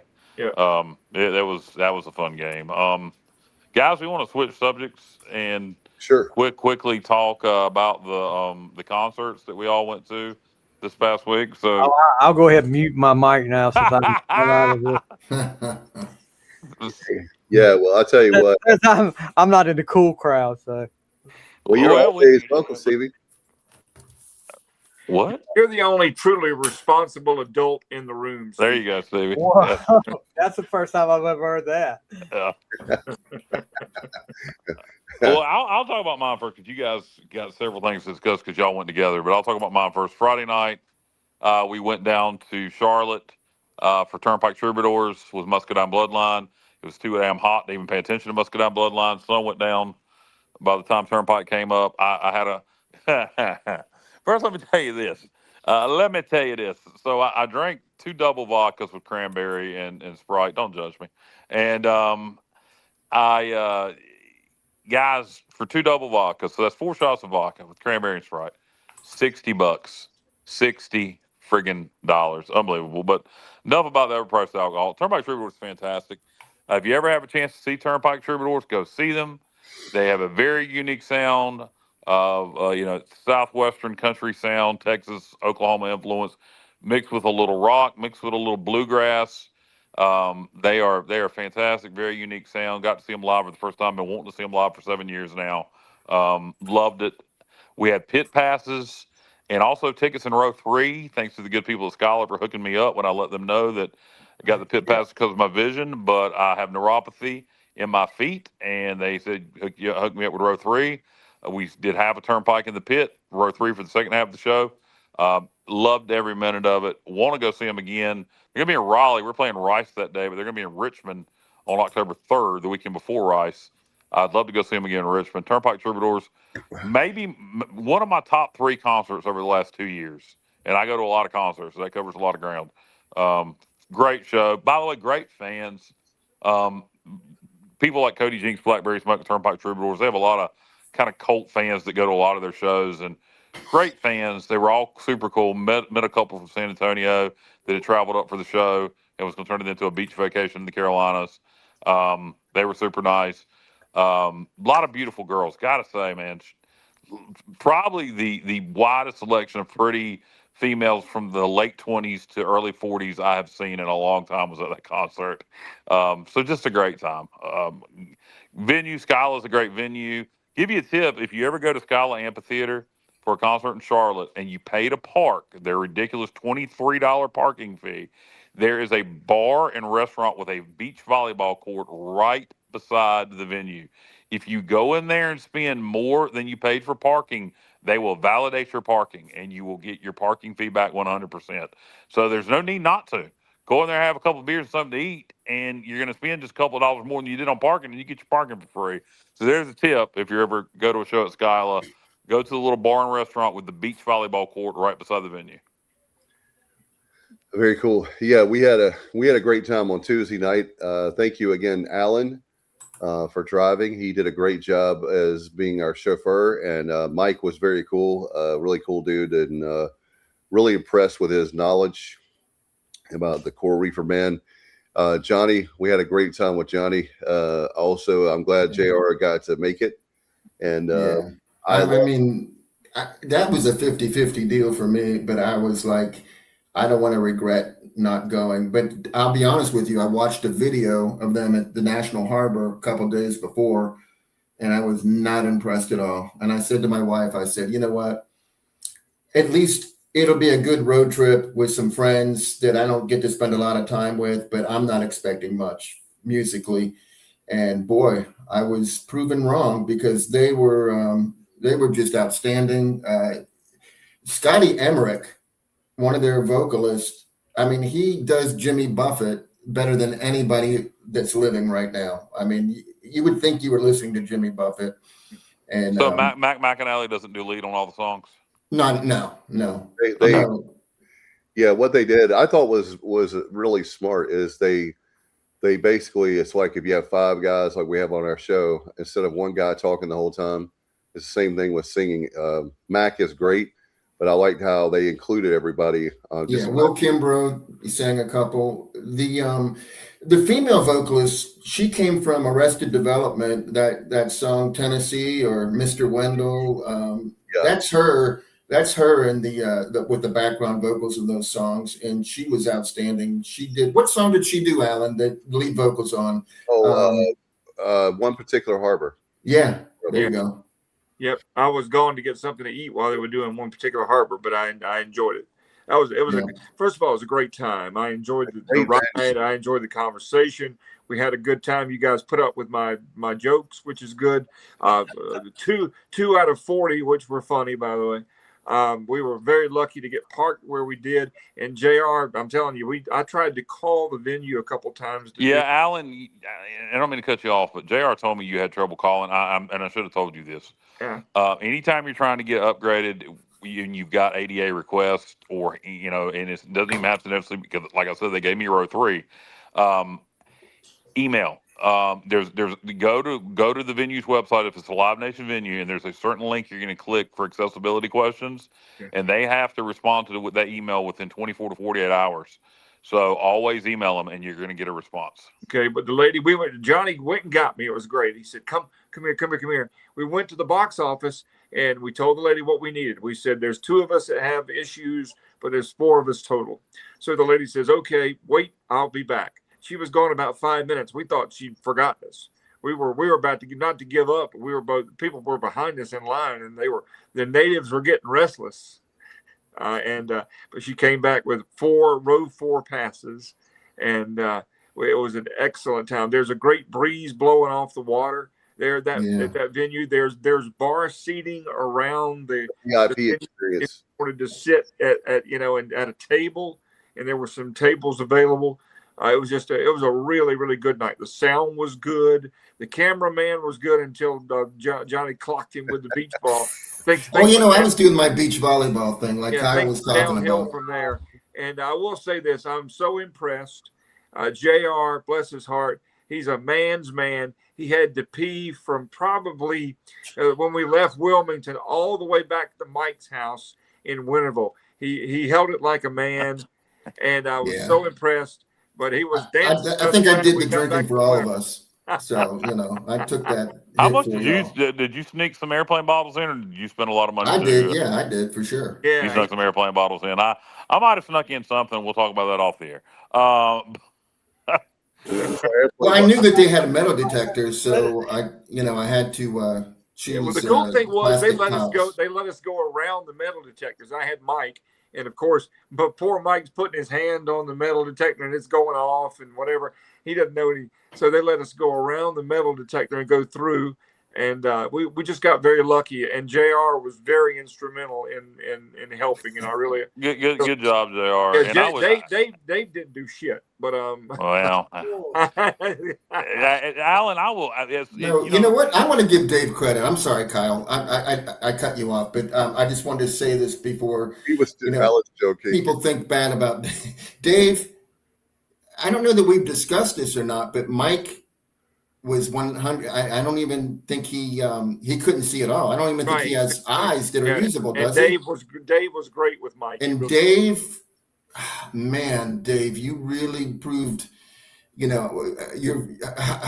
value as a friend, because you made sure that Mike, was led comfortably and kept out of harm's way. And Mike is an independent dude. Like, he doesn't, but he's blind. He can't see anything. So in that situation, he needed some assistance for sure. It was not and for Dave. was Mike would have probably still been in Wilmington on Thursday. Yeah. But No, Dave, you did a great job.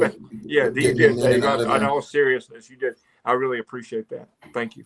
He was a really good dude, first of all, and then like I said, while y'all are, he said, "Where's Alan and JR and Johnny?" I said, "They're trying to get the tickets for us," but he and I kept talking about trading stories about Jimmy Buffett, and I have to say, when you first mentioned this about the concert a couple months ago, I was a little bit skeptical because I really love Jimmy Buffett, and I was like, you know what, the patriarch of our the party, if you will, of Margaritaville has passed away, and the only way that we're going to be able to hear these songs as far as is going to be with CRB, with Coral Reefer Band. And so I thought they did great. They only had a 20-minute intermission. By the way, Kyle, the beer started at $16.50. Yeah, I like I say, I just spent $60 on 2 double vodkas. And you could add a shot though for $5, Dave. Yeah, the pizza was $27. That's a bargain. But it was a full size pizza. Yeah, that was a big pie. That was a bargain. It was. By the way, and Alan, I was going to share a bottle of wine with Alan, but that was $40, and they had. And it wasn't a bottle; it was a carafe. They had Chateau Le Mad Dog, which was a little bit cheaper.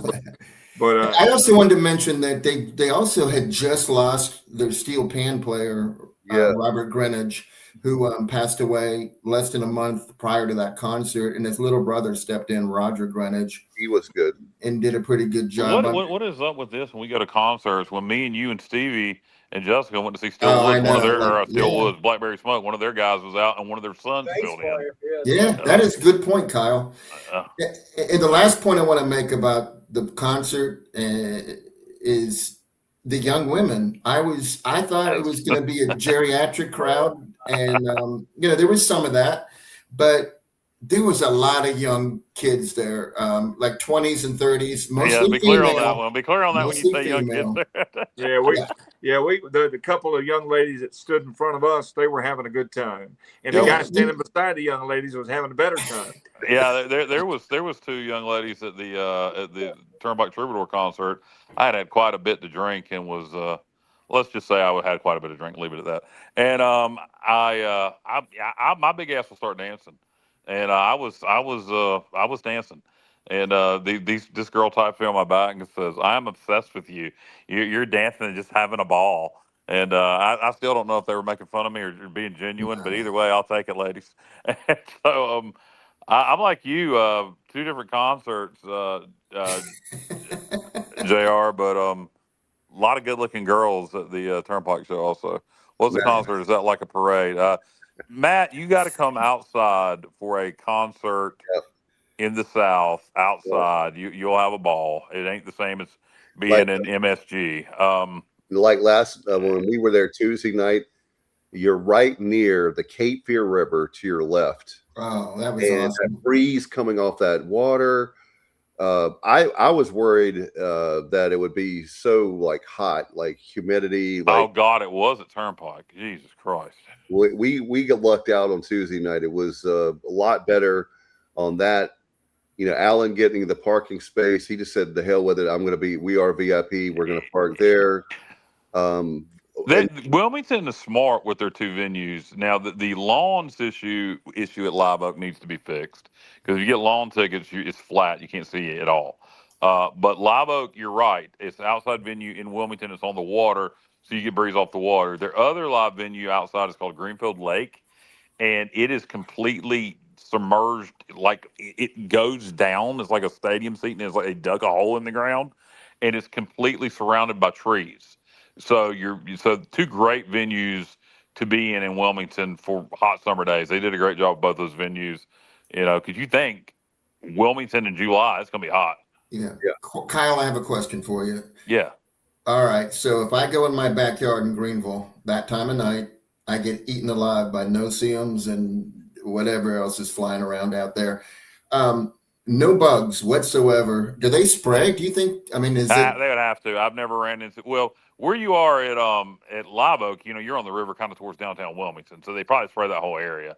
You're right, JR. I hadn't thought about that. And I would imagine at Greenfield Lake, which is kind of in a residential area, they would have to spray. Yeah, because out here, you know, you go out the yard here at night, and it's mosquitoes, it's gnats, gnats. Yeah. yeah. So, it's the by the year. way, no gnats works great. If anybody looking for something for gnats, The biggest gnat thing I've ever been through was at the Greenville Town Common when they did the Sunday in the Park things. Yeah. Oh, yes. The gnats were, I've never seen them so bad. Oh, man, they were horrible.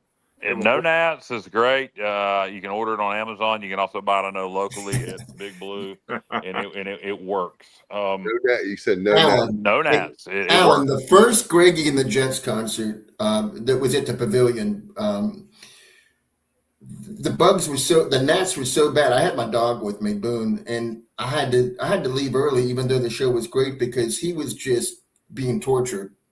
You know, and I couldn't put him through it. So we had bug spray, and it didn't seem to make any difference. No, that was brutal. Brutal. I guess I'll tell you this: you guys mentioned you had to pee, Jr. from Wilmington to Winterville.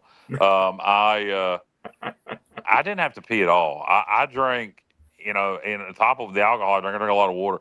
It was so damn hot at that amphitheater in Charlotte, in the middle of downtown Charlotte, where there was no breeze Friday night. Probably even at 9 o'clock, it was still in the 90s. I sweated so much, and you know, alcohol dehydrates you more. I didn't pee when I first got to the venue. I went and peed. I didn't pee the whole rest of the time I was at the concert. It did not have to pee again until I got home, and that's a 4-hour drive, almost anyway. So I was pretty much dehydrated. Dave went after the concert, and I was amazed. He was in and out of there in like 18.3 seconds. He got 4 tires, a wedge adjustment, and a fill up, you know, and he was back out, man. I don't know how he did it, but I was very impressed. Well, when you very impressed. Gotta go, and I knew Alan. It was like he ain't stopping, man. He ain't stopping. He is not gonna stop. That's not true. I would have stopped anywhere you needed to if somebody had said I need to. If JR had said, "Man, I gotta go," I bet you if he had said, "I bet Dave," I bet if you'd have said, "I'm on," I bet if Dave you'd said, I wouldn't do that to him. I bet Dave. I bet if somebody would say, "I'm gonna piss in your car if you don't stop," he'd stop. We'd lose somebody.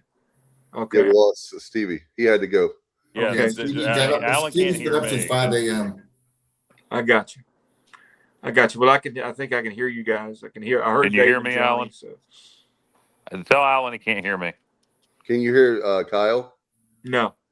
I'll come back in. All right, that's a strange thing. Yeah. Well, when he didn't react to me saying, "I bet you if somebody said they were going to piss in your car, he would have stopped doing something." I figured he couldn't hear me. Yeah, we knew.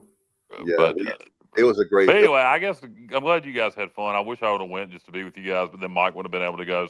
So I go to enough concerts, so I'm happy Mike got to enjoy it. Glad you guys got row 4. One more thing I do want to say about the concert I went to, for anybody that cares, the fiddle player for Turnpike Troubadours is unreal. That dude, his name's Kyle, by the way. So of course he's awesome. But he just go, even if you don't know who they are, just to watch him play fiddle. Gotta have a fiddle in the band, Kyle. Yeah, Yeah, and if you're going to play in Charlotte, you got to have a fiddle in there. the Coral Reefer Band, there was like 18 people on stage. Jesus Yeah. Christ! Yeah, I think Seriously. they're a 6-piece band, maybe 7 actually. There's 12, It was there's a 18. 12-piece Good band God! and 2 backup singers. Yeah. They had Dora Grisham, who's one of the most famous steel guitar players of all time. He played with Buffett. He's played on every country song you can imagine.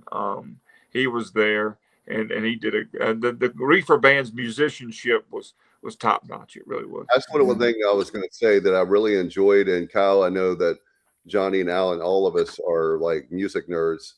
That is one of the tightest bands I've ever seen. And I'm not just saying that because I really love Buffett, but you not having Buffett was great, but you focused so much on Buffett when he was alive that I really had a deeper appreciation for the Coral Reefer Band. Mike Utley is not playing it, but his son Mick Utley is playing keyboards now. Yeah. Well, at least you can still say Mr. Utley. Yeah, I did not realize it at the time, but the following day was Mac McAnally's birthday. He's 67. Yeah, didn't he had his first hit song in '77 when he was like 17 years old. That's crazy. Oh. Yep. And Jimmy Buffett took him under his wing at He 19. looked like a ginger Grizzly Adams at 17, didn't he? Yeah, he's still got a ton of hair, doesn't he? For 67 years old, he's got a big mane of hair for sure. But he's a very talented guy. He's written a lot of songs, a lot of hit songs for other people.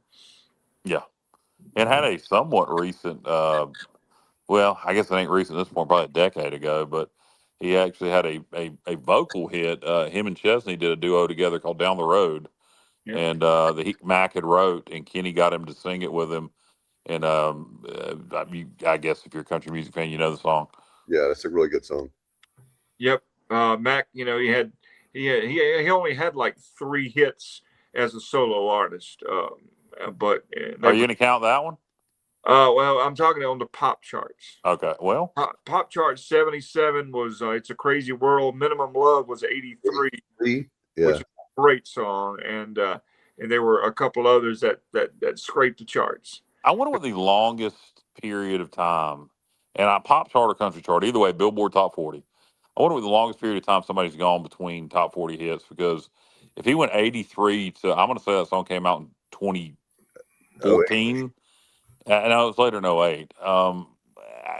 That's a long damn time in between top 40, hits that you provided vocals on.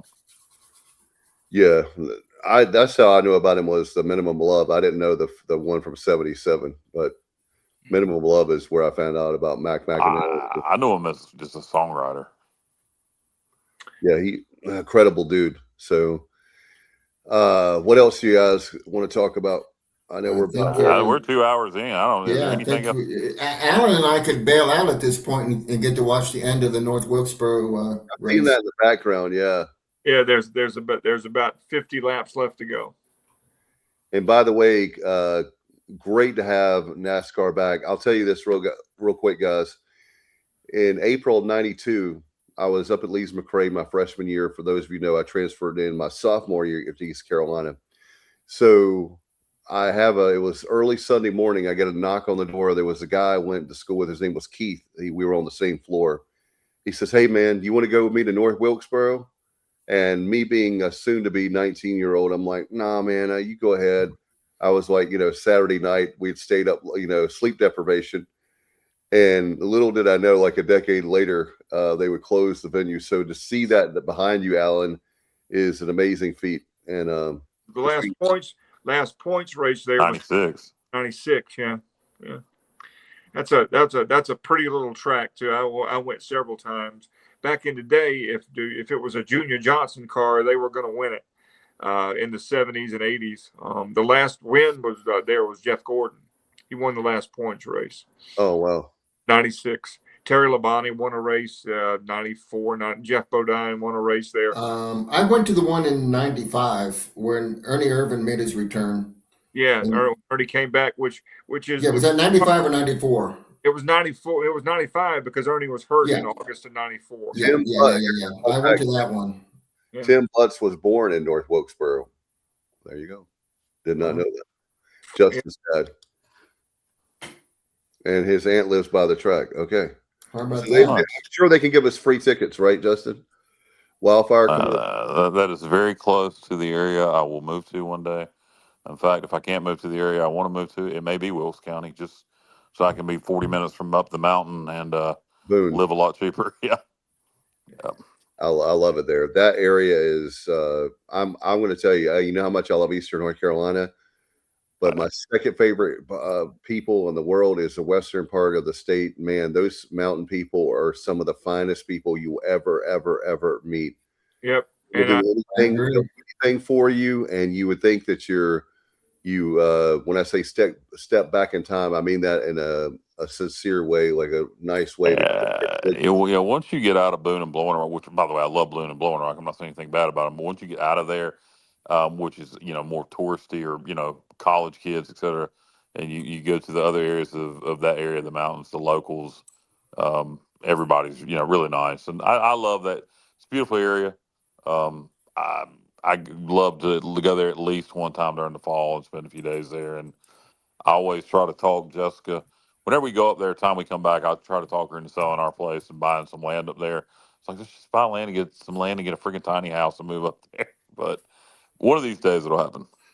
Yep. And speaking of the mountains, guys, and I know we got to go, but they were still fighting in the Senate and Congress, the AM radio bill. And the reason I bring that up is because of the hurricane, the only communication those people had in the mountains was AM radio, and they're trying to take AM radio out of cars, and that is a really bad idea because in the mountainous areas, AM radio is all you have because of the mountains, and if they do away with it, that's a bad deal. So we need to do all we need radio in cars.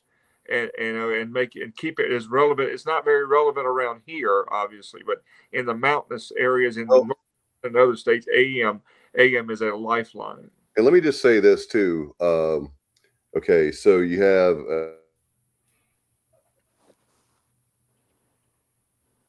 What happened? I think Dave froze on us. Yeah. I'm back now. AM radio is how everything started, and so. He's froze again. Dave's freezing. Yeah, he's on AM. He's on AM feed. He's back now, but AM radio, Dave, is extremely important to a huge population in the state of North Carolina. Huge. Yeah, I'm very frustrated. Well, what is the reason? I mean, besides being an antiquated technology and not used or utilized at all anymore, except in mountainous areas.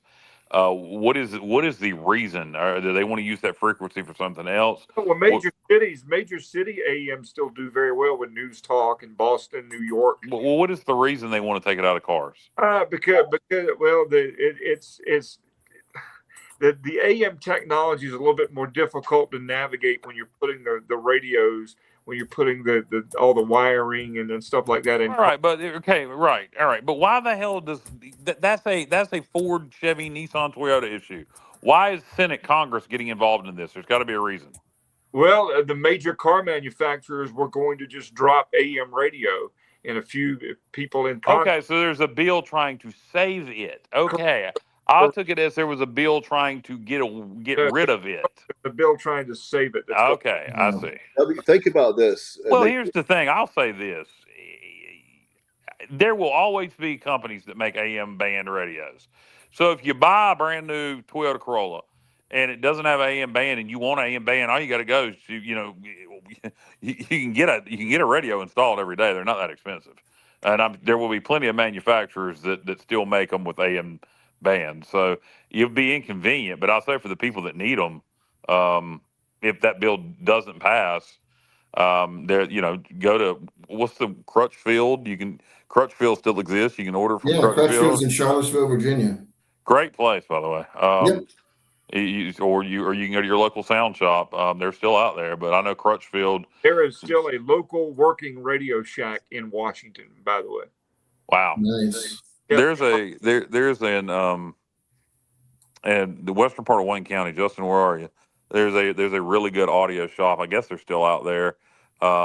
It's owned by some foreign people, but they carry, at least last time I went in there, carry every day. It's like stepping back in time to an audio shop in the 80s or 90s. They have everything, Well, except modern.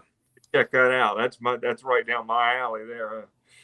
Hey, Alan, you know what's sad is when I drive through Scotland Neck, there's a little AM radio station. It's a gospel station, WYAL 1280, and I always tune in to 1280 AM. That's probably the only time I listen to AM, just to hear a few to hear what they got going. You know, it'll take me for like 20 miles till I get to Alan is to Oak City, and it's done. It's gone. It's ceased operations.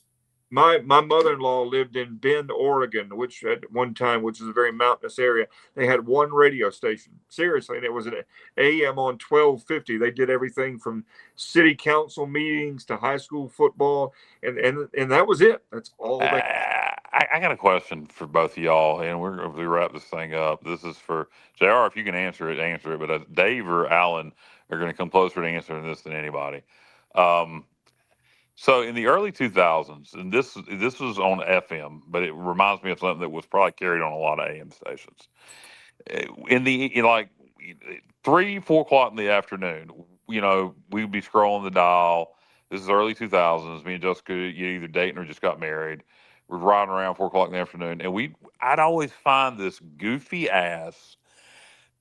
It was kids and adults acting, and it was Christian based, and they would be acting out these lame, like, oh golly gee, Jimmy, you shouldn't take that piece of candy because blah blah blah. It was, and I'm sure it was carrying on a lot of AM stations. What in the blue hell was I listening to? Go ahead. That was a Focus on the Family production. Dr. James Dobson from Focus on the Family did a kids thing, and a lot of Christian stations would come in literally on cassette tapes. You'd put them either in a computer, a basic, or run them straight on the air. But I forget the name of it. That was produced by Focus on the Family. Yeah. Oh, the guy's name, he was like a general store owner. Was one. Yes. Yeah, it was the lamest crap you'll ever hear in your life. And I used to, in my early 20s, late teens, early 20s, listen to it and laugh my ass off. Yep. It was comedy gold if you're 20 years old in the early 2000s. Yep, that was I forgot all about that, Alan. What's that? But I'm sure that was on a lot of. I was listening to it on an FM station, probably Go Mix Christian 89. But I'm sure that was aired on a lot of AM stations. Yes. Would have had to have been. Yes, AM and FM. James Dobson. Well, Dave froze again. I'm going to screenshot that one. Trivia. Pete Maravich was playing basketball with Dr. James Dobson when he collapsed in 1986. Yeah. Wow. They were a pickup game out in California when Pistol Pete collapsed. Yeah. I didn't know that. Wow. Yeah. Hey, so JR, if you never got to hear this wonderful episode show, it would be like, hey, Alan, do you think Mary Catherine would mind if I took an extra gumball? Alan, you're on. Yeah, well, Mary Catherine is a known thief, but so go ahead. She doesn't mind. That's not how that show would have went, Alan, at all. It was called Adventures in Odyssey, by the way. God, there was nothing odd about it. Well, I mean, yeah, there was, but not in that way. Somebody put that back on from Justin? Justin used to listen to it. You were a kid listening to that crap. His grandparents made him listen to it. Yep. And it literally came on cassette tapes. Yep. We used to use them, tape over them for other things after we ran them. Yeah. I used to listen to it ironically. Justin had to listen to it. His grandparents made him. That's fantastic. I haven't thought about that in probably 20 or 30 years. So I think about it at least once a week. must have liked it then. I did, ironically. It was comedy gold. Like I said, when you're 20, 21 years old and that crap comes on the radio at 4 o'clock in the afternoon, I would just laugh hysterically how lame it was. One of the jobs I had in radio, which I enjoyed because I learned a lot, was at a crew after 1250 left the country format 1986. It was a gospel format for several years, and it was my job to run back to back to back to back gospel and preaching programs for like 5 hours. And Adventures in Odyssey was one of those programs. That's what you're talking about. Did you love it as much as I did? It was great. It had a nice message, a moral message, but it was very cheesy. Very Yes, it doesn't kiss my ass, let my butt off. All right. I never, the things that you never think that'll ever come up on our show. Well, I just happened to pop in my mind. You guys talking about Family. AM radio. I said, I know who's going to know this answer, Alan and Dave. By the way, the main character's guy, his name was Wit. Wit, okay. Wit. I just remember just lame, just so lame. But anyway, JR, you got to find some old episodes of that on YouTube. Yeah, you can I'll listen. try. You can Google Adventures in Odyssey, and there's some audio on whatever. All you got to do is Google Adventures in Odyssey. I'm Jessica's in bed, so she's missed this whole conversation. I'm going to play it tomorrow morning on the way to work. And it was always these scenarios that would never happen in real life. And it wasn't like, little Susie, she's a little bit late. So what do we do with? None of that. It was always, just a half a sandwich for lunch. What should I do? Little Jimmy, stole my peanut butter. All right. I don't even want to extend this, but how about the claymation with Davey? What was that? Remember that show? Yes, but I don't. When you say it, I immediately know what you're talking about. That was pretty. Yeah, I'm thinking this is the radio version of that, and I don't even know what it was called. I don't either, but I can't even really. But I know what you're talking about when you say that. I remember seeing that as a small kid. Yeah. I know we got to go, but one of the greatest things ever. You've never done anything in radio until you've played bingo on the radio. Radio bingo. That was a real thing. Wow. Yeah. Interesting. Yeah. Interesting, Robert. Team called the Team of Stars. Answer: they had 4 future generals and a president on the team. Wow. There you go. All right. Well, guys, this has been fun. I enjoyed it. Yeah. We're going to get out of here. Thank you guys very much. And if there's anything to have. And Dave freezes on the close. So there you go, Dave. Wrap it up. All right, let's get out of here. Everybody have a great week. Go Pirates.